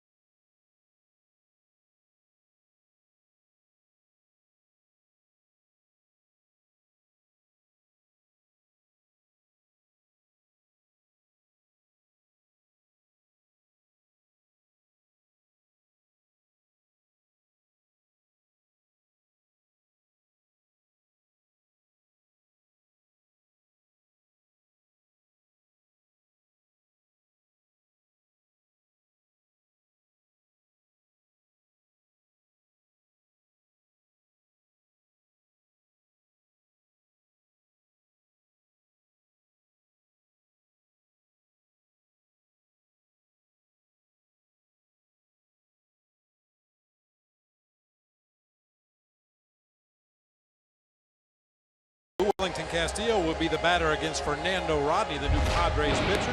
Hey, D-backs fans, if you can't watch the games on TV, you can now stream games live on your mobile device. Just go to the App Store and download the free Fox Sports Go app. Log in and stream the D-backs wherever you go. Wellington Castillo will face Fernando Rodney. 3rd game for the. Well, he's been a lot of places. Tampa Bay is where he made a lot of successful trips to the mound, picking up saves.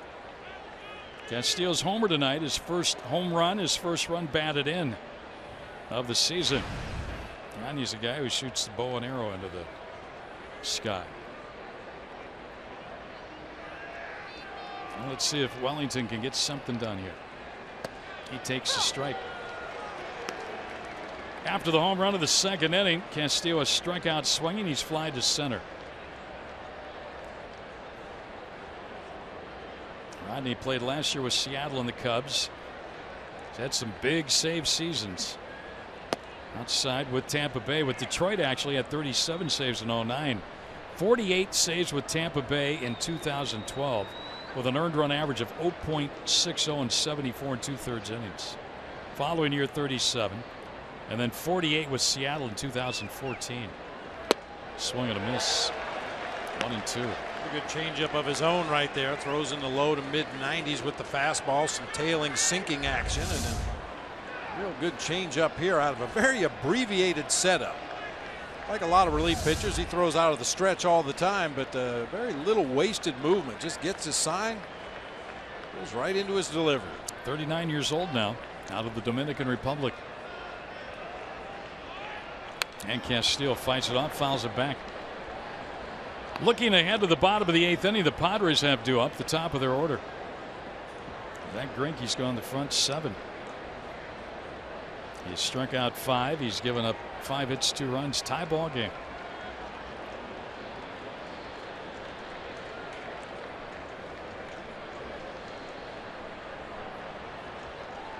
Swing and a miss. Struck him out. Have to throw him out. That's accomplished, and this inning is over in order. by 3 different pitchers. Villanueva, Buchter, and Rodney to the bottom of the 8th, tie ball game.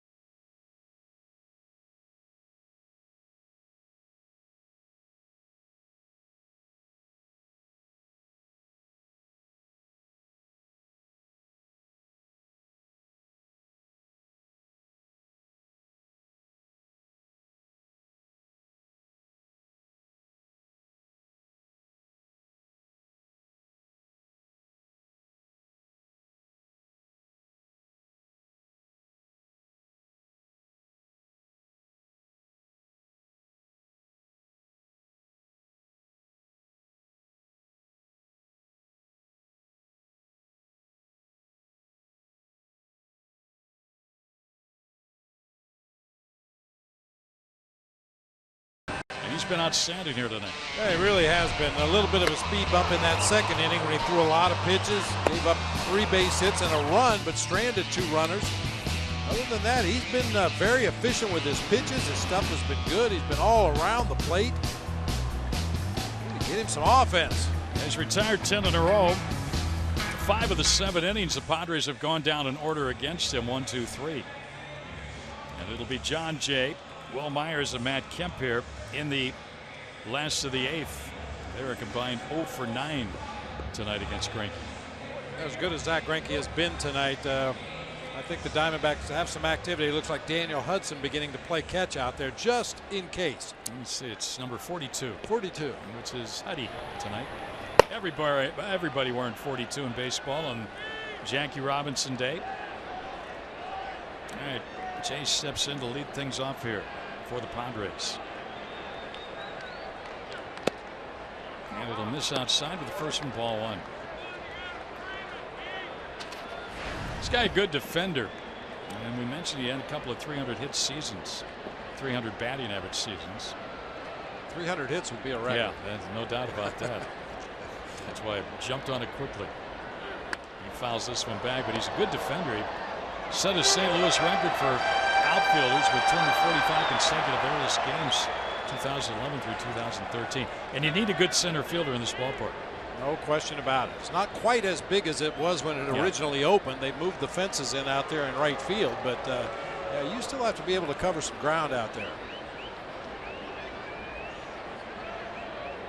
1-1 to Jay from Greinke. Off speed on the ground to second to Segura. He gobbles it up. And he throws the Goldie for the out. 11 in a row set down by the Diamondback right-hander. Boy, always so big to retire the leadoff batter in an inning in a tie ball game. Really a guy with speed. Yeah, and it really limits what the opposing manager can then do. If there's 1 out in the inning and nobody on base, it really kind of ties your hands as far as if the next guy gets on. You don't want to bunt him up and give away an out, make it 2 outs in the inning. You might hesitate to play hit and run depending on the combination of batter and runner. Get that first out, it changes the entire inning. Can't make a mistake though on these next 2 guys. They both got some pop in their bat, Myers and Kemp. Myers twice as flied out, struck out. Greinke will miss outside, ball 1. Zach is only at 93 pitches, working here in the 8th. He has thrown 61 strikes tonight. His spot's due up 3rd in the top half of the 9th. He'll miss low and away, 2-0. Now, this is probably a situation where he's just going to go ahead and empty the tank right here. Yep. Diamondbacks do have a shift on with Myers up there, 3 on the left side.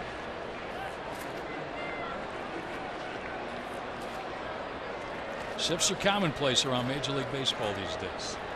If you don't have a shift against you, I guess you need to work on it. There's a drive into left center. Oh, and he cut it off Tomas. He can't do it. And Myers is going to stop it sinking. He entertained thoughts of going to third, but he'll stop it center with a 1-out double. That snaps a string of 11 in a row set down by Greinke.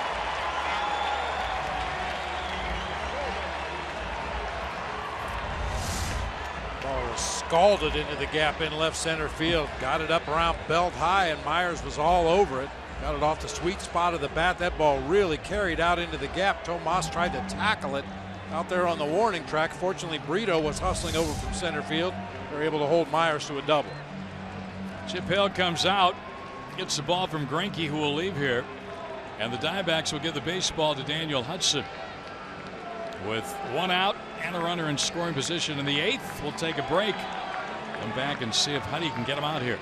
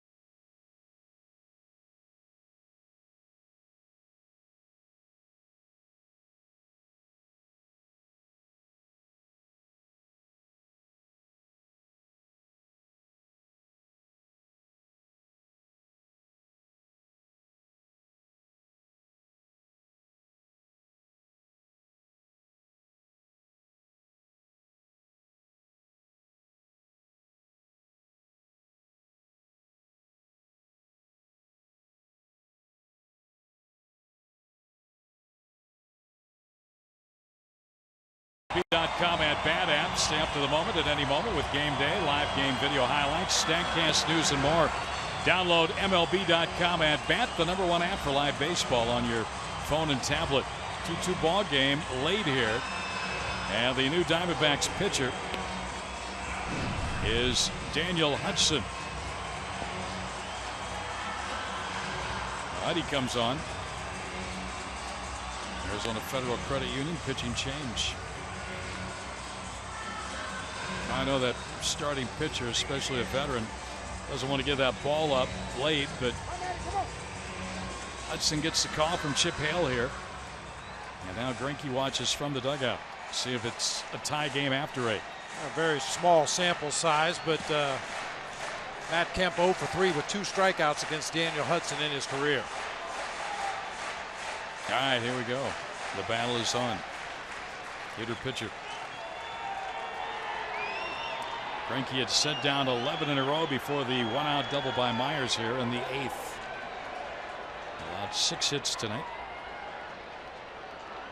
Kemp takes outside. As Hudson started him off, I think that was the changeup on the first pitch.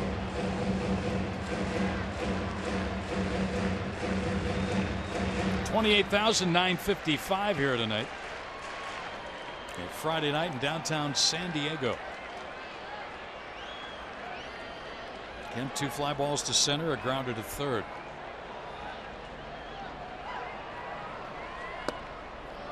And that will miss. Ball 2-2-0.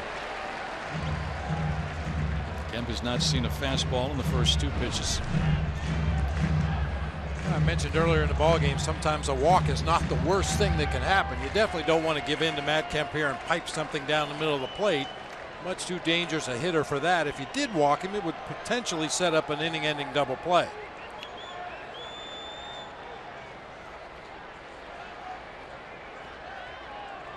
And a pickoff look, but no throw. Yeah, with the pull shift on for Matt Kemp, and Gene Segura standing right behind the bag out there at second. And if they feel like Will Myers is getting a little bit too far off, it's very easy for him to come right straight into the bag. Castillo out for a quick visit there with Hudson.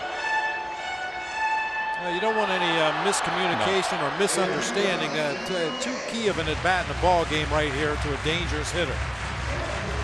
Hudson in 3 innings of work so far this season. 1 hit, 1 at-bat, or a couple of strikeouts. Nothing else. He inherits a runner in scoring position as he comes on here with 1 out in the 8th inning. Facing Matt Kemp. 2-0 pitch. Ball 3. 3-0. Yeah, all breaking balls here so far. They're just a pitch around of Matt Kemp right now. Melvin Upton Jr. is the on-deck hitter. He's got an infield hit tonight. That's Will Myers. He doubled with 1 out here. Give the Padres a scoring chance. Now they're going to go ahead and walk him intentionally. And that, as Bob said, will set up a potential double play to possibly end this inning. We'll see. Hudson against Upton.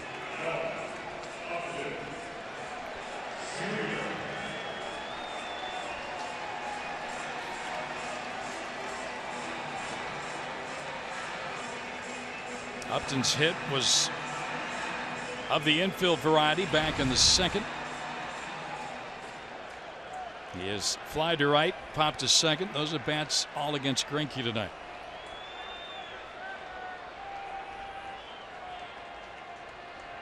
Hudson has his sign, ready to go to work here. And a foul back, strike 1. Melvin is the older brother of the former Diamondback and former Padre Justin Upton, who's now playing with the Tigers. And it all went south with him after he signed that big contract with Atlanta. He had 184 in 2013. And in 391 at bats, fanned 151 times. Had a lot of good years with Tampa Bay.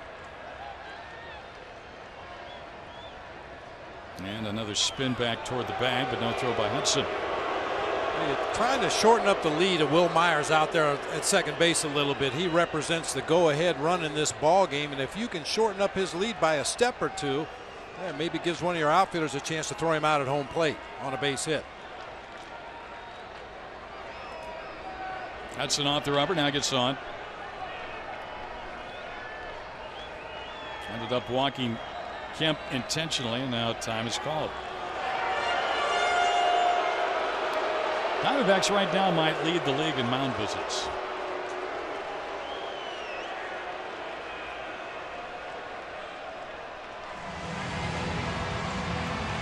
Butcher actually had a couple of games recently where he only had to make maybe 1 or 2 trips to the mound.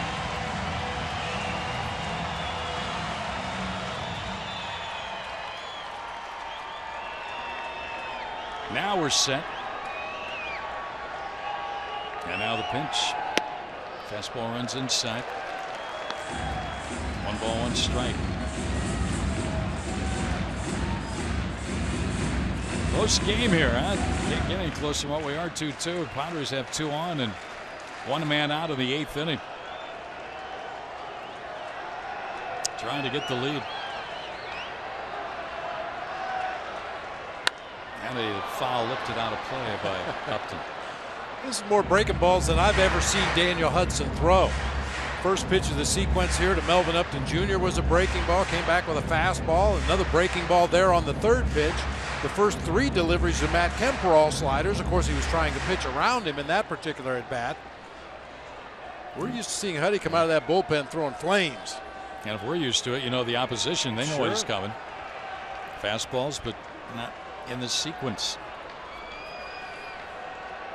1 ball, 2 strikes. Myers at second, Kemp at first. Double and a walk to put them there. Melvin Upton against Daniel Hudson. And he struck him out of the heat. Out number 2 in the inning. Well, what a great location, too. Went up the ladder with this fastball up above the belt. Tough to catch up to that high 90s heat when it's up that high. Now Derek Norris, the Padres catcher. He has grounded out, singled, scored a run, and flied to center field.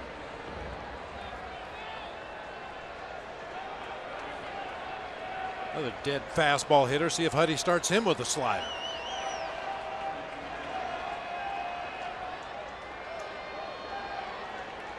He's got a Rawlings glove with his name on it. Yep.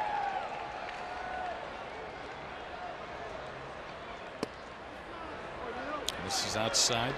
97 on that fastball. To Derek Norris, the Padres catcher.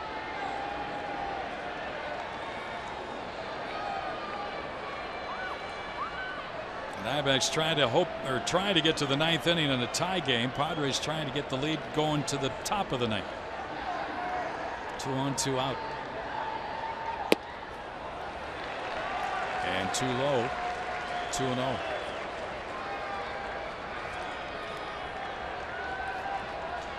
Hudson in relief of Greinke.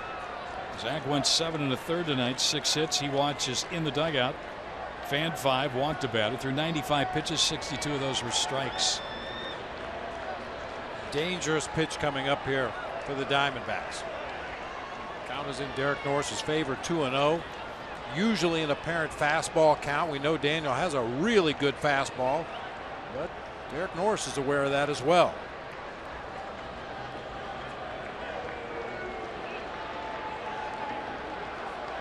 Little cat mouse game going on too.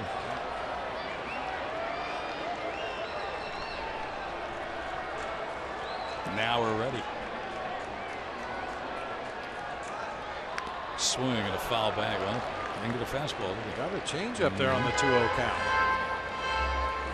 That's another pitch you rarely see Daniel Hudson throw in his short outings, but very effective. Threw it for a strike, got Norris out in front. Remarkable story, Daniel Hudson, coming back from not 1 but 2 Tommy John surgeries. 2. Now working out of the bullpen. And a vital piece to that Diamondback bullpen.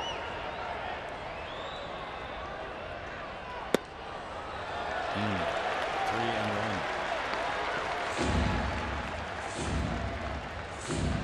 1. Spangenberg is on deck. I don't think the Diamondbacks have anybody throwing. Chapin would be the left-hander for Spangenberg, but I don't think anybody's up right now.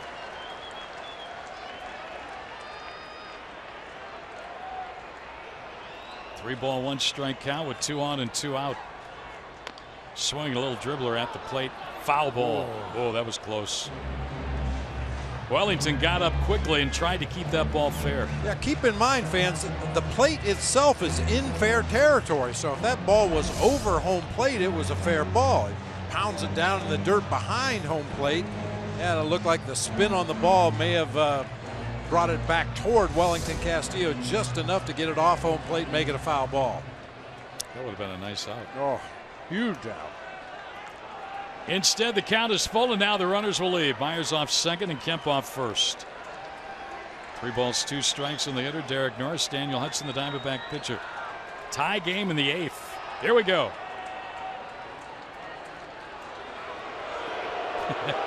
Boo, say the fans.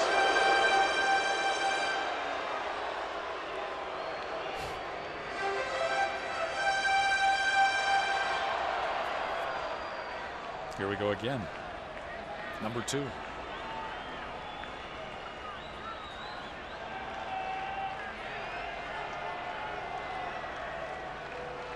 Hitter will step out. Hitter will step in. Things have slowed up here in the 8th. With the game on the line. Now listen to the fans.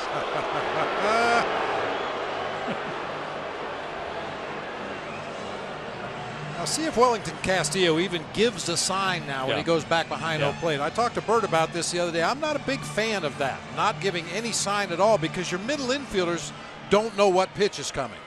And sometimes even just leaning in the right direction will give you the jump you need to get to a ground ball and get out of this inning.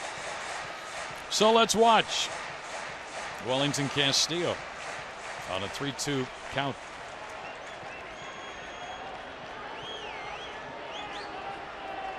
Yeah, see, he verbally told Daniel Hudson, or Daniel Hudson told him what pitch he wanted to throw.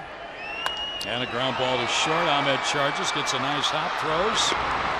And the Padres turned away. Zach Greinke tonight pitched well. He'll get a no decision. We'll head to the 9th inning. Nice job by Huddy. It's a 2-2 ball game.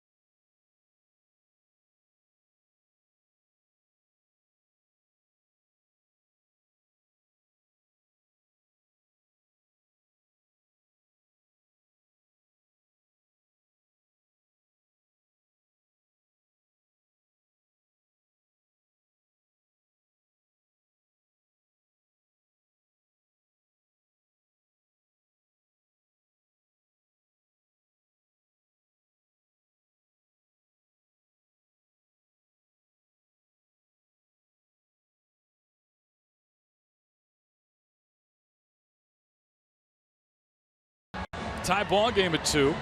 Remember, this was a late start tonight. 7:40. And quite to the 3-hour mark. Diamondbacks in this inning will send up Lamb, Tomas, the pitcher spot. Fernando Rodney got the final out, striking out Castillo to end the 8th inning. And he stays out there to start the 9th. More Diamondback fans. See a lot of them walking downtown when we take our walks during the day.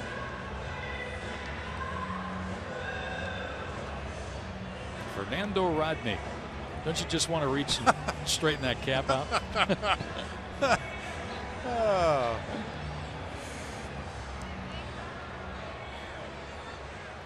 Well, whatever floats your boat, Fernando, I guess. You know, there's a trick players do when they're playing catch, warming up before a ball game. And, you know, you're kind of talking to your teammates beside you and you're playing catch, and the guy will turn his hat sideways. So when the guy at the other end throws the ball to it, he'll start screaming, hey, hey, hey, because he thinks you're not looking at it. It's an old baseball gag. Jake Lamb takes a strike. Lamb tonight, an infield hit, a walk, and a strikeout. Put the shift on. Bunted third base way. Jake, get on base. A ball inside from Rodney. I think it was Matt Carpenter who said every time they put a shift on me, I'm going to bunt. I don't know if he's held true to that, but that's what he had said earlier on.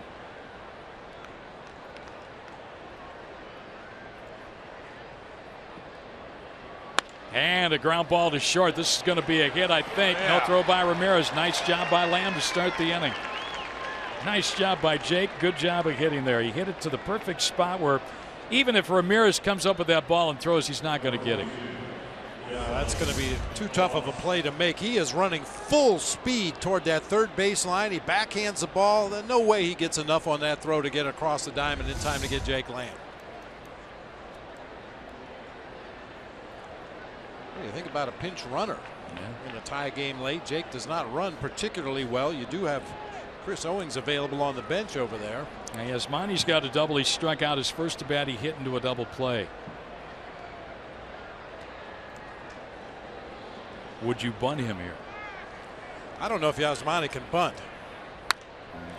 I haven't seen him put down a sac bunt. You assume a guy, by the time you reach the majors, you can get a bunt down. But, you know, a lot of times if you're a middle of the lineup hitter throughout your high school and college career, or in the case of Yasmani Tomas playing for the Cuban national team, you're not asked to bunt, ever.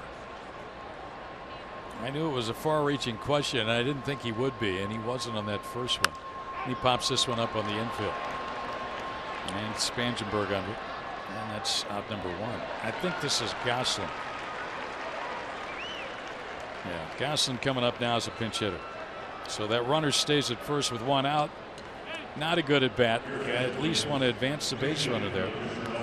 Goslin has been the most used Diamondback off the bench as a pinch hitter. This will be his 8th at bat. Ricky Weeks Jr. has had 6 at bats. Goslin's got a couple of hits. Usually gives you a pretty good at bat up there as a pinch hitter. Yeah, with that hole in the right side of the infield with Will Myers holding on Jake Lamb down there, it gives him a target. He's very adept at hitting the ball away from him to the opposite field. See him roll one down into that right field corner. He bats for Hudson, takes strike 1.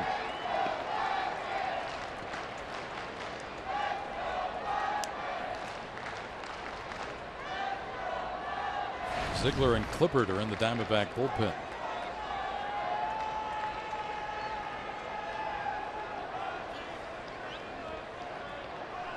There goes the runner. The throw down to second is into center field, and Lamb will go on to third. That'll be a stolen base and a throwing error on Derek Norris, and that helps big time. Big time.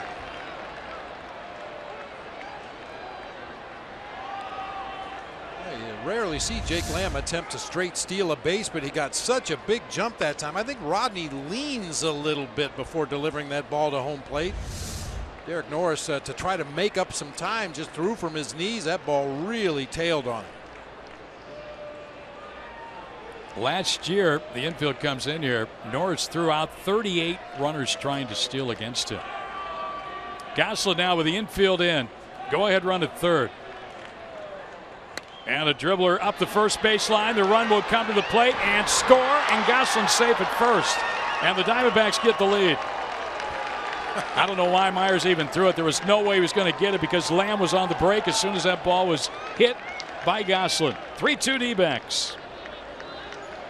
The only play he really had, he would have not had to play it first. He committed to going home on this ball. There's no way he can stop his momentum and turn and throw accurately back to first base at that point. And how about Jake Lamb, huh? Wow. Steals the base, continues to third, and as soon as that ball was hit, he was breaking in to score. And Goslin gets an infield hit and a run batted in. And the Diamondbacks now with a 3-2 lead here in the 9th. And you know who's going to come in now in the bottom of the 9th? Brad Ziegler.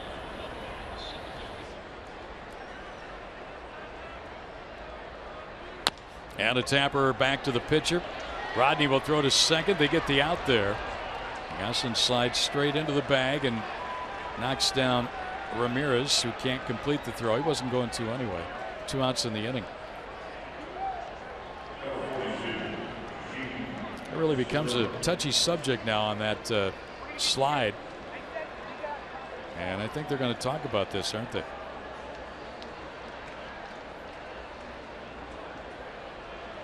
Well, as long as Goslin didn't alter his route to second base, went straight into the bag, he was able to touch the base, stayed on the base. Let's look. Well, he had that hand up and he touched the leg. I mean, it becomes a real gray area now. Yeah, this is a rule that's going to be tweaked as we move forward, I'm sure. See how it goes this year, see what the result of the rule change is, and if necessary, make some changes to it next year. Ahmed is standing at first, and it's a matter of what the umpires see and talk about here. They're explaining things to Andy Green. I think Andy Green might have an argument if Ramirez had tried to throw to first base. Which he did not. Yeah, he clearly just conceded the out at first. That might be what the umpires are explaining. I saw a sign that the Cubs had posted in their clubhouse. You can still break up a double play and make contact with a fielder as long as you remember 2 simple do's and don'ts. And here to go here. You can read the Cubs sign. The do is do start your slide before the bag and do reach for and attempt to stay on the bag. Don't change your path to target a fielder and don't lift your legs, arms above the fielder's knees. There's a lot to concentrate on there and try and figure it out. Boy, the game has changed. Oh my goodness. Oh my goodness. Remember back in the day, Hal McRae. Yeah, oh. Some of those guys would go into second base standing up and just throw cross body blocks on middle infielders. Remember Albert Bell with Fernando Vina between first and second? I'll tell you, the first pat on the back I ever got from Frank Robinson, maybe the only pat on the back I ever got from Frank Robinson, he put me in the game to pinch run for Milt May at first base. And against the Cardinals, as a matter of fact. And as I was running out of the dugout, he grabbed the back of my jersey and said, "Don't let him turn 2." And you broke it up. And I broke it up. I got enough of Ozzie Smith to disrupt the play. They weren't able to turn the double play, and it was a 1st and 3rd situation. We got a run out of it, and Frank gave me a slap on the back. It was one of the highlights of my career. Well, Ahmed is safe at first. That play went 1-6. Pitcher to the shortstop on the out of Goslin at second. Goslin's infield hit is driven in the go-ahead run here in the 9th inning. Now Gene Segura. And Segura showed bunt, drew the bat back. No swing. 2-0. The other good thing about Segura, he doesn't walk a lot, but he doesn't strike out a lot. Puts the ball in play, gives him a chance. And if he hits the ball on the ground, he's got a chance to beat it out with that speed. I mean, you'd like him to walk a little bit more, but I mean, if he's going to hit 400 or whatever he said, now they got the runner picked off, and Ahmed, they called him out. I think he thinks he was safe. I don't know about that. The second base umpire there, Doug Eddings, got a look from, actually might have been screened. And I think the Diamondbacks are looking. Alan Campbell is reviewing. And they called him out. He might be out. Chip Hill's on the top step. Glenn Sherlock is on the phone to the clubhouse to Alan Campbell. To Nick's credit, he slid to the far outfield side of the base there, forcing Ramirez to come back a long way with that tag. And Nick looks like he thinks he got his foot in ahead of the tag. Jeff Nelson, the first base umpire, is coming in. And he might be thinking that they're going to look at it. Chip is not given an indication. Yeah, they want to look at it. No, I think he's calling Nick off the field. Okay. Yeah. All right. That'll end the inning. So we will take a break. Brad Ziegler will try and come in and close this one out. 3-2 Diamondbacks.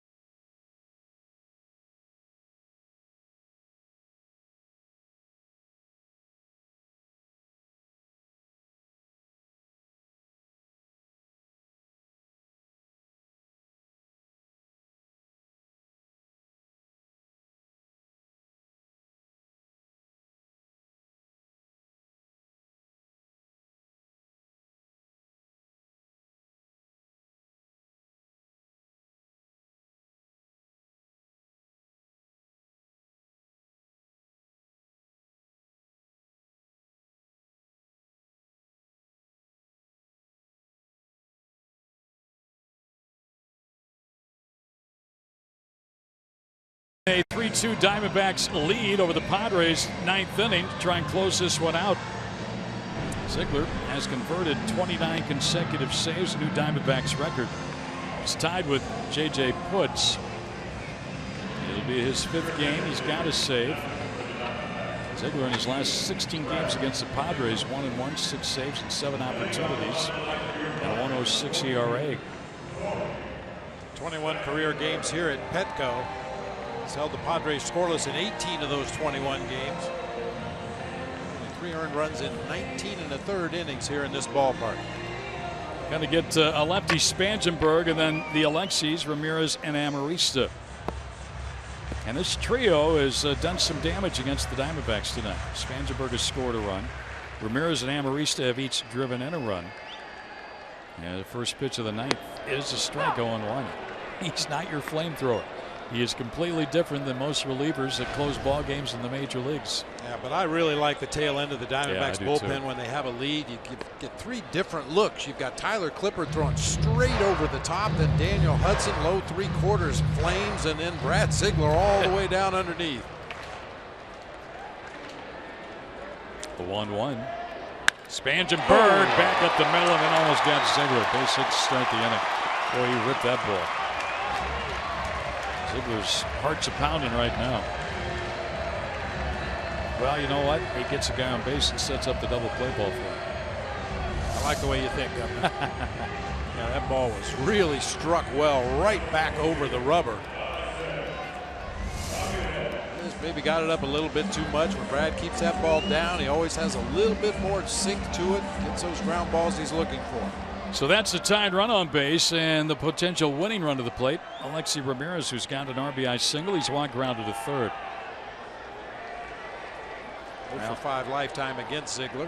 Ziegler is always one pitch with a runner on to getting a double play ball. Line drive, center field, base hits. Going to be first and third, nobody out. Rito up with it. Spangenberg easily gets to third, and the Padres in business here in the bottom of the 9th inning.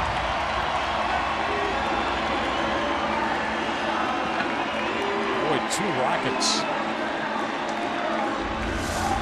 Ramirez not wasting any time. Another pitch up, nearly belt high out over the plate.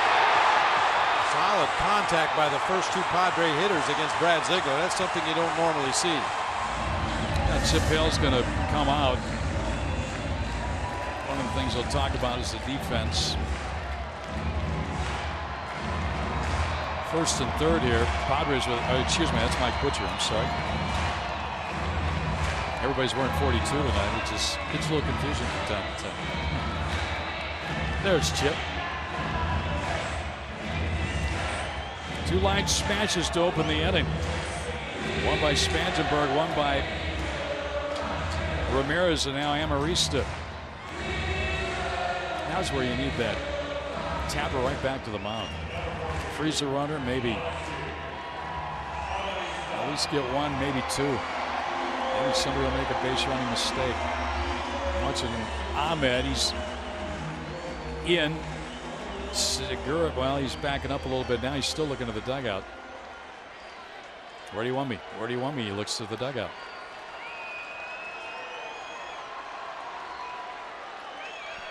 Okay, here we go. Outside ball 1. Well, you don't want to relinquish the lead here, obviously, but and now the guy you worry about is the guy at first base. And normally in this situation you look for the strikeout, but Brad's not really a big-time strikeout pitcher. Amarista shoots it foul. And the count, 1 ball, 1 strike. I think that's Wallace, brought Wallace on deck to hit next. Padres with a chance to tie, maybe win this ball game in the bottom of the 9th inning now after the Diamondbacks scored a run at the top of the ninth. 3-2 at the moment. 1-1 on Alexi Amarista. And he bunts, but he bunts it foul. And the runner has to go back to third. Such a popular play now with runners at first and third. The safety squeeze. That ball is bunted perfectly. The runner comes on down the line from third base. Get that ball in fair territory, you could possibly get an RBI and move a runner into scoring position. Well, with as much movement as Brad puts on that ball to the plate, I'm sure it's not an easy bunt to get down by that hitter. Maybe he can get a strikeout. We'll see. On the 1-2 pitch coming. Missed outside, 2-2.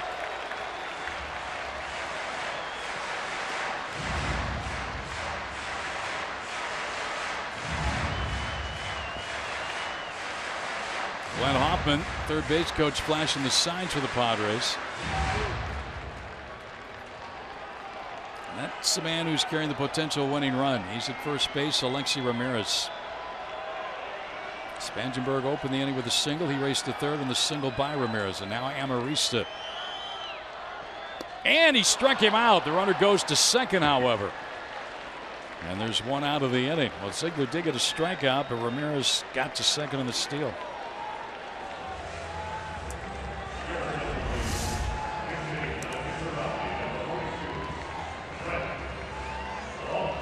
Good spot on that pitch, down low and away with a lot of movement. Got the swing and a miss. I just mentioned he's not a big-time strikeout pitcher. Unfortunately, in the process of getting that strikeout, Ramirez moves into scoring position, representing the potential winning run. And now left-handed hitting Brett Wallace, former Arizona State Sun Devil at the plate. Wallace, as a pinch hitter, is 1 for 3 with a run batted in. He's 1 for 10 overall. They're going to walk him intentionally and take their chances with John Jay with the bases loaded here.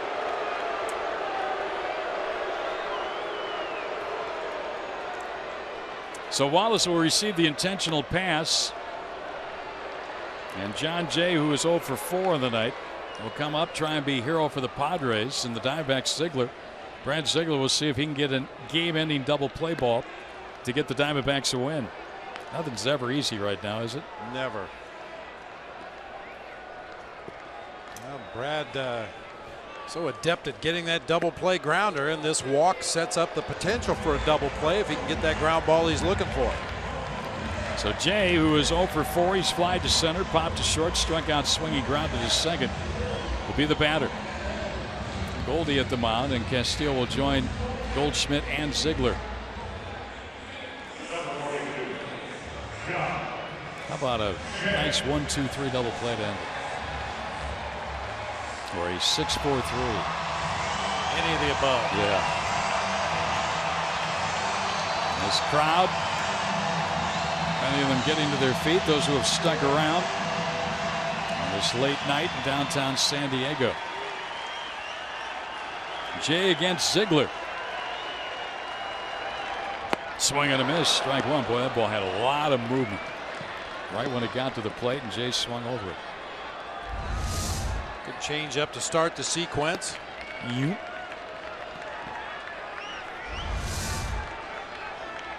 No balls and 1 strike. Swing and a miss. Strike 2 on John Jay. Back-to-back change-ups.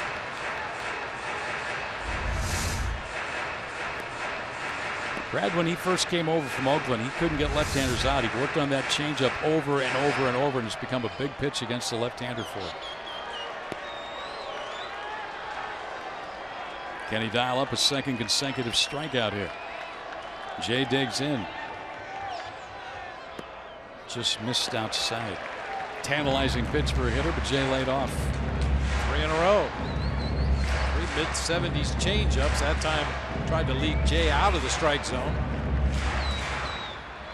Diamondbacks grab the lead in the top of the 9th inning. Padres trying to win in the bottom of the 9th with the bases loaded, 1 man out. John Jay against Brad Ziegler. The pitch just got a piece of it to stay alive.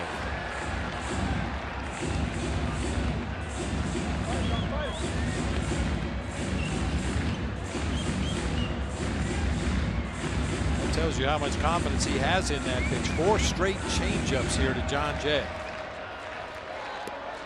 A count of 1-2. Brad now steps off the rubber. Jay will back out of the batter's box.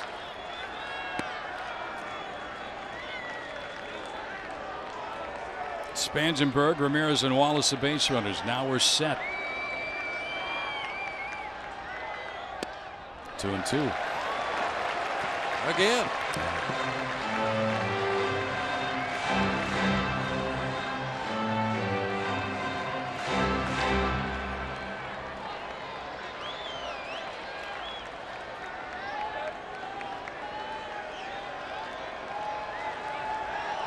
2 balls, 2 strikes.